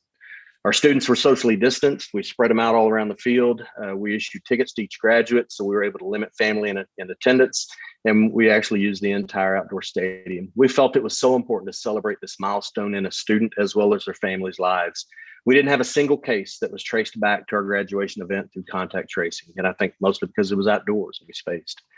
Again, while I understand and appreciate that you've announced an opportunity for students to gather at the Big House, I truly believe that a true commencement can be accomplished safely and successfully while allowing students and families to have that once-in-a-lifetime experience. As I stated earlier, I would encourage you to consider to find a way to hold an in-person graduation for your students this May. Thank you again for your time and your service. Thank you very much. Sharon Stem or Stemi? Hi, I am a parent of a student of the class of 21 and 24 and recently became an Ann Arbor resident. The physical and mental health of our students is critical, and I want to talk to 3 C's that I believe are critical to mental health, short and long term: cope, connect, and celebrate. Cope. As parents, we're supporting children who are dealing with tremendous uncertainty. They're suffering from physical and social isolation, Zoom fatigue, heavy workloads, little support, and mental stress. CAPS is doing a great job, but they're overwhelmed, and if you're currently out of state, services are limited. Our students, our children, need to help to cope with these times. How can we help them cope? One way is connection. Connect. Students, people, we need connection with others. This year, students' connection to the university is mostly via Zoom and email, and there's a lot of room to grow. Please connect by sending emails showing support and empathy. Information about dorm closures and virtual commencement had no acknowledgement of student feelings. Connect by starting with the positive and giving praise when you can. Every COVID update seemed to start negatively and had students living in fear of the virus and university repercussions. Connect by committing now to extra support for the class of 2024. Thank you, VP Harmon, for the comments you made. They sound promising. Please, they need to have their own orientation and events and should not be lumped in with the class of 2025. They need to connect with the university as a class and learn it's great to be a Michigan Wolverine. And if you didn't see the women's basketball team chant that after they won this week, I suggest you do so because that's what our students need. Connect by committing more to in-person classes next year so students and faculty can truly connect in person, face-to-face, even if it must be mask to mask. Finally, celebrate. In spirit of connection, coping, and mental health, thank you for announcing today an opt-in, in-person, safe, and socially distant graduation celebration, even though you just announced it for students. Hopefully, you will change the mindset of 10,000 graduating seniors from sad and frustrated to elated and successful.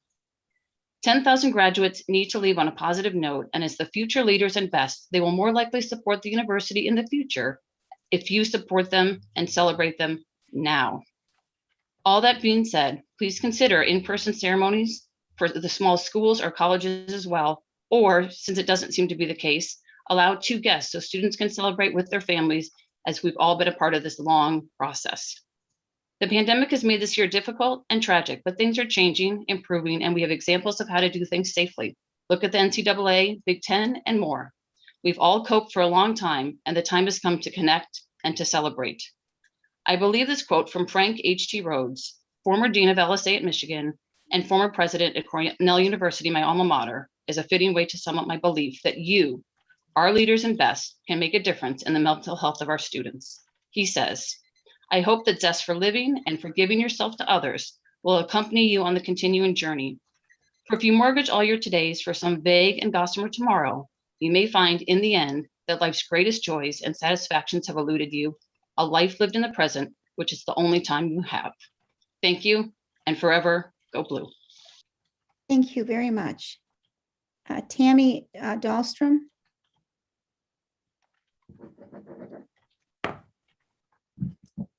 Good afternoon. After months of sending emails with scientific data, articles in regard to COVID, low positivity rates, relaxed state guidelines, and suggestions of how other universities were proceeding to support an in-person graduation for the senior class, there was little to no response.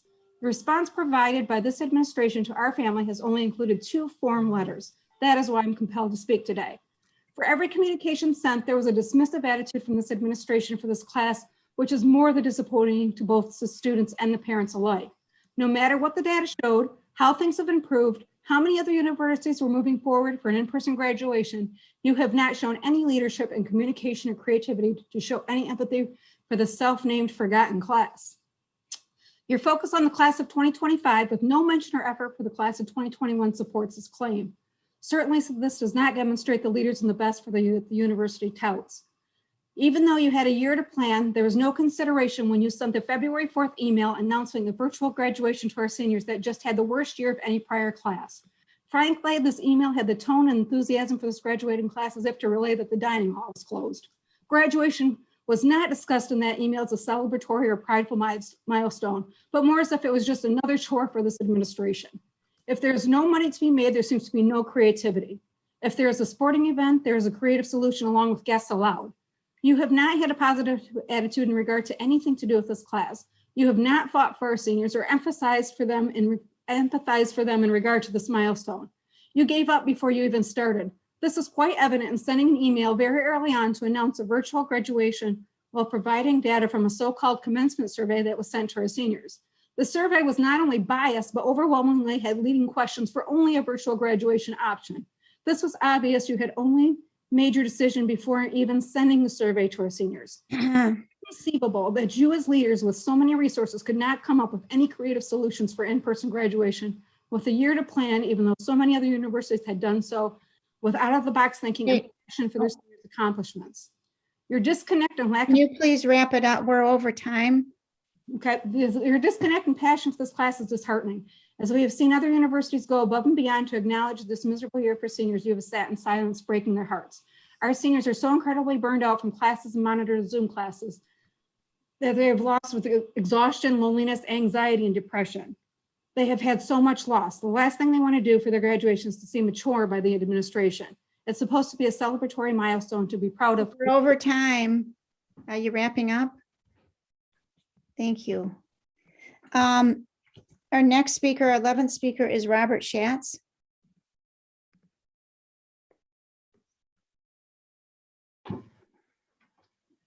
Thank you. Good afternoon, President Schlissel and board. My comments are simple and direct. I wish I could have given some time to the parent before me. I appreciate her passion and very empathetic. Anyway, look, the University of Michigan doesn't want in-person graduation. Now, the parents that I know, the parents I'm talking to, we do. So we have 2 opposing sides. Now, the thing is, we have to wonder, will our comments have an effect on you? I'm not sure, but we'll give it a go, and here are mine. Now, we know the University of Michigan is concerned about gatherings during a pandemic situation, and we understand there are protocols put out there for gatherings, protocols we, the parents, want to respect. And these protocols do change. For instance, the suggestion of social distancing is now, I think, 3 feet. Used to be 6 feet. Even if it was 12 feet, we could do this. We also know that not only is the University of Michigan allowing spectators into their sports venues, but so are professional sports teams in the area. On top of that, there are in-person graduation ceremonies, not only in nearby large institutions such as Michigan State, but also in smaller institutions such as high schools in the Ann Arbor area. So from my perspective as a parent, so proud to have a student graduating from the University of Michigan. I think our hardworking Michigan seniors deserve recognition at their graduation in person. Thank you for listening. I'm finished. I yield to the next speaker. Thank you. Thank you. Fernando Ramirez Medina. I'm sorry. You're totally fine. Hi, everybody. My name is Fernando Ramirez Medina. I am a student at University of Michigan Flint, where I study political science and I'm a member of the One University campaign. I speak today in full support of Leo's contract demands, the climate action movement's call for divestment in fossil fuels, and the One University's campaign fight for continued funding for the Flint and Dearborn campuses. With that, what I really wanted to delve into and really wanted to urge here today is the need for continued investment in the Flint and Dearborn campuses, especially when it comes to extending the Go Blue guarantee. While anecdotal, my upbringing and experiences mirror the lives of many students, especially at Flint. When I was in high school, I didn't think I would ever be able to go to college. My family just couldn't afford it. I tried my hardest, just like many students in my situation do, to get scholarships, but it honestly wouldn't be enough. What I saw as my opportunity to obtain an education was the Go Blue guarantee at Ann Arbor, so I could actually get the education that I dreamed of and my family dreamed that I would get. To my surprise, after applying, though, I was awarded a Hale Scholarship, which is nearly identical to the Go Blue Guarantee Award, with one huge difference. I was able to apply it at any of our 3 campuses. With that ability to choose, I chose Flint over Ann Arbor, and I'm not the only student to do that. Flint was the school that I chose to attend and stay at. I fell in love with the school, our community, my programs department, and how I was able to get involved and help the student body as much as possible. With that being said, though, we are hurting. Our campus is hurting. We need continued and sustained investment, not only in our campus with these new buildings and expansions, but to our student body as well. Our students are 30% Pell Grant recipients. Many are non-traditional and have been deeply affected by this past year's crisis.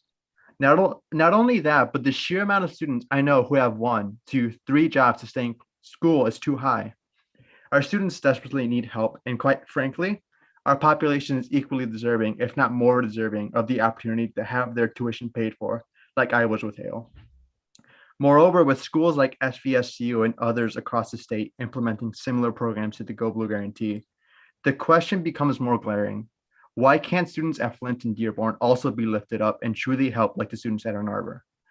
And it's not just about investing in the Go Blue Guarantee. Things like childcare grants and DEI also need to be sustained because they greatly help our population overall. What we need is the commitment from you, the leaders of our university, for continued investment in Flint and in Dearborn, a commitment that means not just to invest in the campuses, but the students themselves. I hope you consider committing to sustainable investment in both Flint and Dearborn to support students, just as I was fortunate enough to be supported. Thank you for your time. Stay safe and go blue. Thank you very much. Cindy Schnoll. Hi, good afternoon. I'm a Michigan grad, lifetime member of the Alumni Association, Michigania camper, huge fan. I bleed blue. I love the school with all my heart, and my heart has been broken. I've also been teaching in person since September, and most importantly, I am the parent of a senior.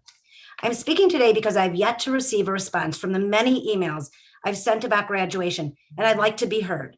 Although your announcement today made me feel a little better, there's much more that we can do.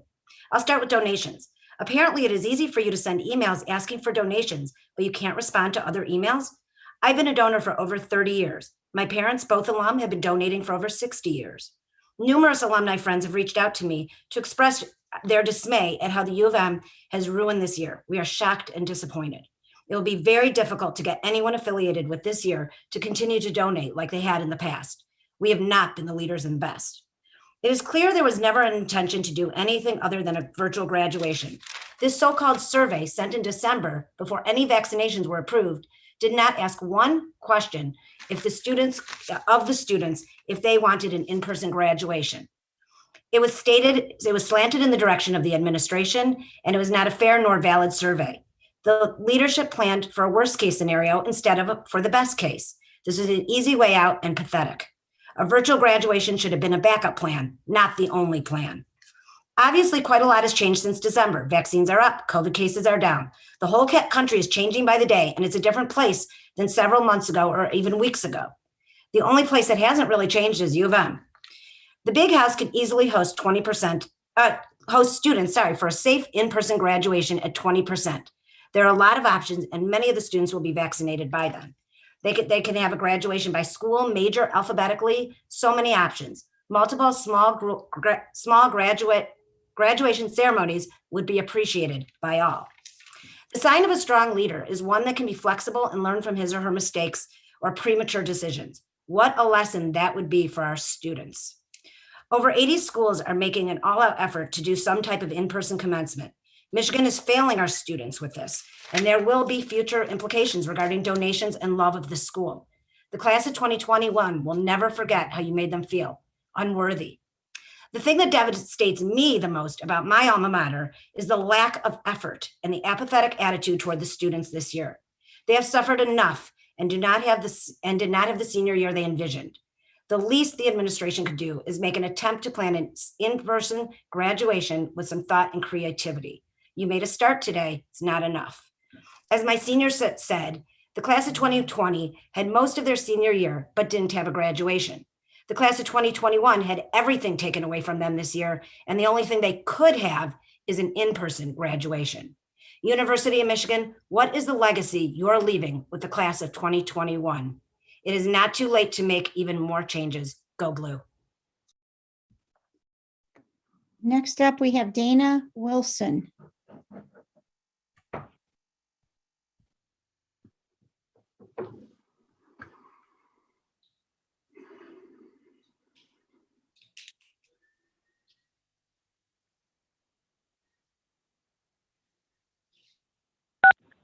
Hello. Hello. Can you hear me? Yes, we can. Thank you. Okay, thank you so much.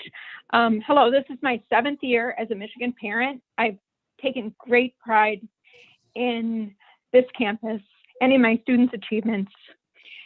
An actual commencement is actually really possible this year. I would like to know how it is possible that Chancellor Grasso at U of M Dearborn is doing the impossible, that which cannot be done in Ann Arbor. He is doing commencement in Dearborn over 4 days at his indoor field house. Accordingly, this would not be possible without our president giving his approval. We have the largest outdoor stadium in America. Chancellor Grasso is hosting a plan with 2 guests per graduate. We once did similar, including smaller ceremonies at Hill Auditorium and Chrysler, depending on the size of college or department. I have a little bit of experience since I've been around for a while. Every college and many departments had a ceremony. Why can we not do something similar in Ann Arbor, outdoors at the largest stadium in the country? The Dearborn plan includes running portions of the ceremony in virtual format. This too is possible in Ann Arbor. We could do this. As always, commencement is opt-in, never required, and never has every grad attended. Anyone may watch the virtual video in its entirety at home. This would be a hybrid option. No longer do any public health orders exist to prevent this or to justify this virtual-only decision. Simply sitting in the Big House on May 1st in a cap and gown is not enough. Our seniors were never surveyed about in-person graduation for May. The survey questions were biased and they only offered virtual options. Results were published on January 8th. They were already outdated. As we all know, conditions have changed, which has been the nature of this pandemic for the last year. Students also responded overwhelmingly that they did not need a rush decision, but it was already decided and promptly announced. Other comparable universities have changed course as conditions have changed. some of them in the state of Michigan, some of them Big Ten schools larger than our school with smaller stadiums, including Ohio State, Michigan State, and Penn State. There is no hybrid option offered when the students were surveyed, that they could choose in person or watch at home, giving families choices. Regent Illich, I would like to direct this at you. Your family owns the Detroit Tigers. Your family plans to open Comerica Park in Detroit at 20% capacity. Detroit is one of the most vulnerable and COVID-ravaged areas of the state. Baseball fans want to attend. That makes sense. Reduce capacity. If this is safe and possible, why is it not safe for the University of Michigan in Ann Arbor to use the big house capacity beyond double of Comerica to celebrate commencement? Washtenaw County has consistently reported some of the lowest cases per million, lowest positivity rates, and fewest hospitalizations for the entire last year. In fact, Michigan Medicine had a peak of 229 total inpatients at its worst. These two decisions do not correlate. The baseball fans are not any different than parents watching a graduation ceremony. We can choose to be leaders, change course, and take steps to correct this now. May 1st is 5 weeks away. My final comment is to quote Regent Bernstein, who today said, "Leaders do not shy away from challenge. We need to act like leaders and best." Thank you. Thank you. Our last speaker today is Deborah Crystal. Thank you. I don't want to repeat what everybody's already said. I just want to second what they said. But I hope after listening to all these speeches, President Schlissel, are you listening? Are you listening? President Schlissel, that you will change your mind, or better yet, have a change of heart. At the beginning, when you spoke, President Schlissel, 2 hours ago, you used the term, during a pandemic, you have to use innovation and commitment. And that is what the graduating seniors want you to do for them. Innovation and commitment. You can do this for them.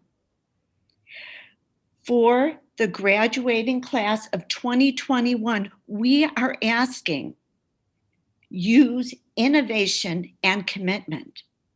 And not only for a large graduation, the issue was we didn't think you could have that many people at the stadium. But if they're going to be in the stadium, why not have a ceremony for them? Don't they deserve a ceremony? Why can't it be done, President Schlissel? Why not? Can you answer? Why not? We'd like to hear from you. We'd like to know why not. Not why, but why not? Can't this be done? Can you answer? We want to hear from you. Do you have an answer for us?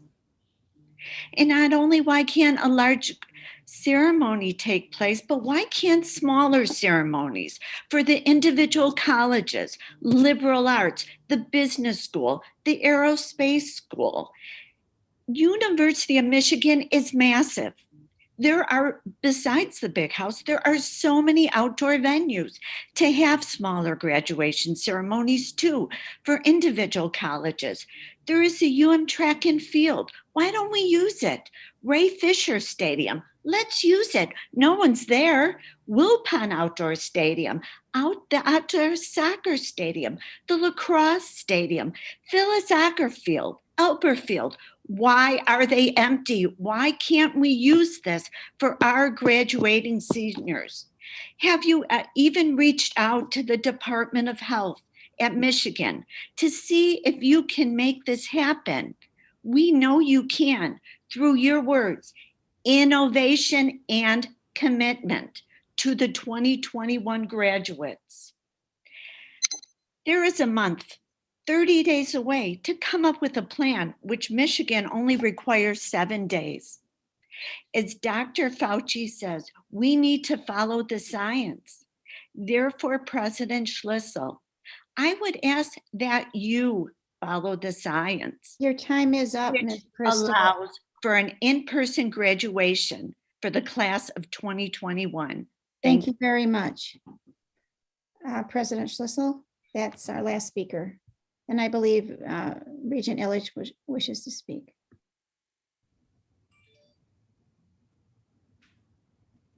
Do you want, I'll go. I thought the president was going to say something. I just want to thank all of the speakers. I know that while we don't respond to every speaker, I want to assure the speakers that we listen to everything everyone says. Some issues are simple, some issues are more complex. And your comments result in very robust discussions amongst the board. And I do want to say to Dana Wilson, I take very much to heart your observations on the ballpark and on the arena, and we have abided by the governor's 20%, and I really encourage the administration and board members to come and see how it's handled. I would advocate that it's safe, and we abide by all the laws of Michigan and the requirements of the governor. Thank you. And thank you again to the speakers. I'll make a final comment in that case. So I do appreciate, the concerns expressed by many parents and many students. And believe me, I've been hearing and listening and thinking and studying the best course forward. Unfortunately, the event doesn't only involve students and parents who can choose to come or choose not to come. It would involve literally hundreds of my staff, many of whom are not vaccinated. It's not their turn yet to be vaccinated. And although a stadium of our size can certainly spread people out, they have to get in and out of the building, and they have to do so safely and without congregating. And I'm, at the end of the day, balancing the need to commemorate an important passage in the life of our students with the health and safety of the many people that I'm responsible for that work here. And that's the balance. So it's not a matter of what legally we're allowed to do. It's a matter of balancing the responsibility for many, many different people that are involved. My heart does go out to the seniors, to our freshmen, to actually all of our students. It's incredibly unlucky and unfortunate that they had to struggle through a pandemic year. The university did its very best to support our students. I am always certain we can do better, and I always aspire to do better. I thank those that have spoken up. It's not for lack of will or effort. It's not for lack of working hard. It's really a matter of balancing the health and safety of a very large community. The state of Michigan had been doing extremely well in the pandemic, and lately not so much. So many of our students are from around the state, bringing people to Ann Arbor where the rate is thankfully low, from parts of the state where the rates are growing faster than most any other place in the country. Might not be a smart thing. It's very hard to predict what's going to happen 4 weeks from now, but it's very challenging today.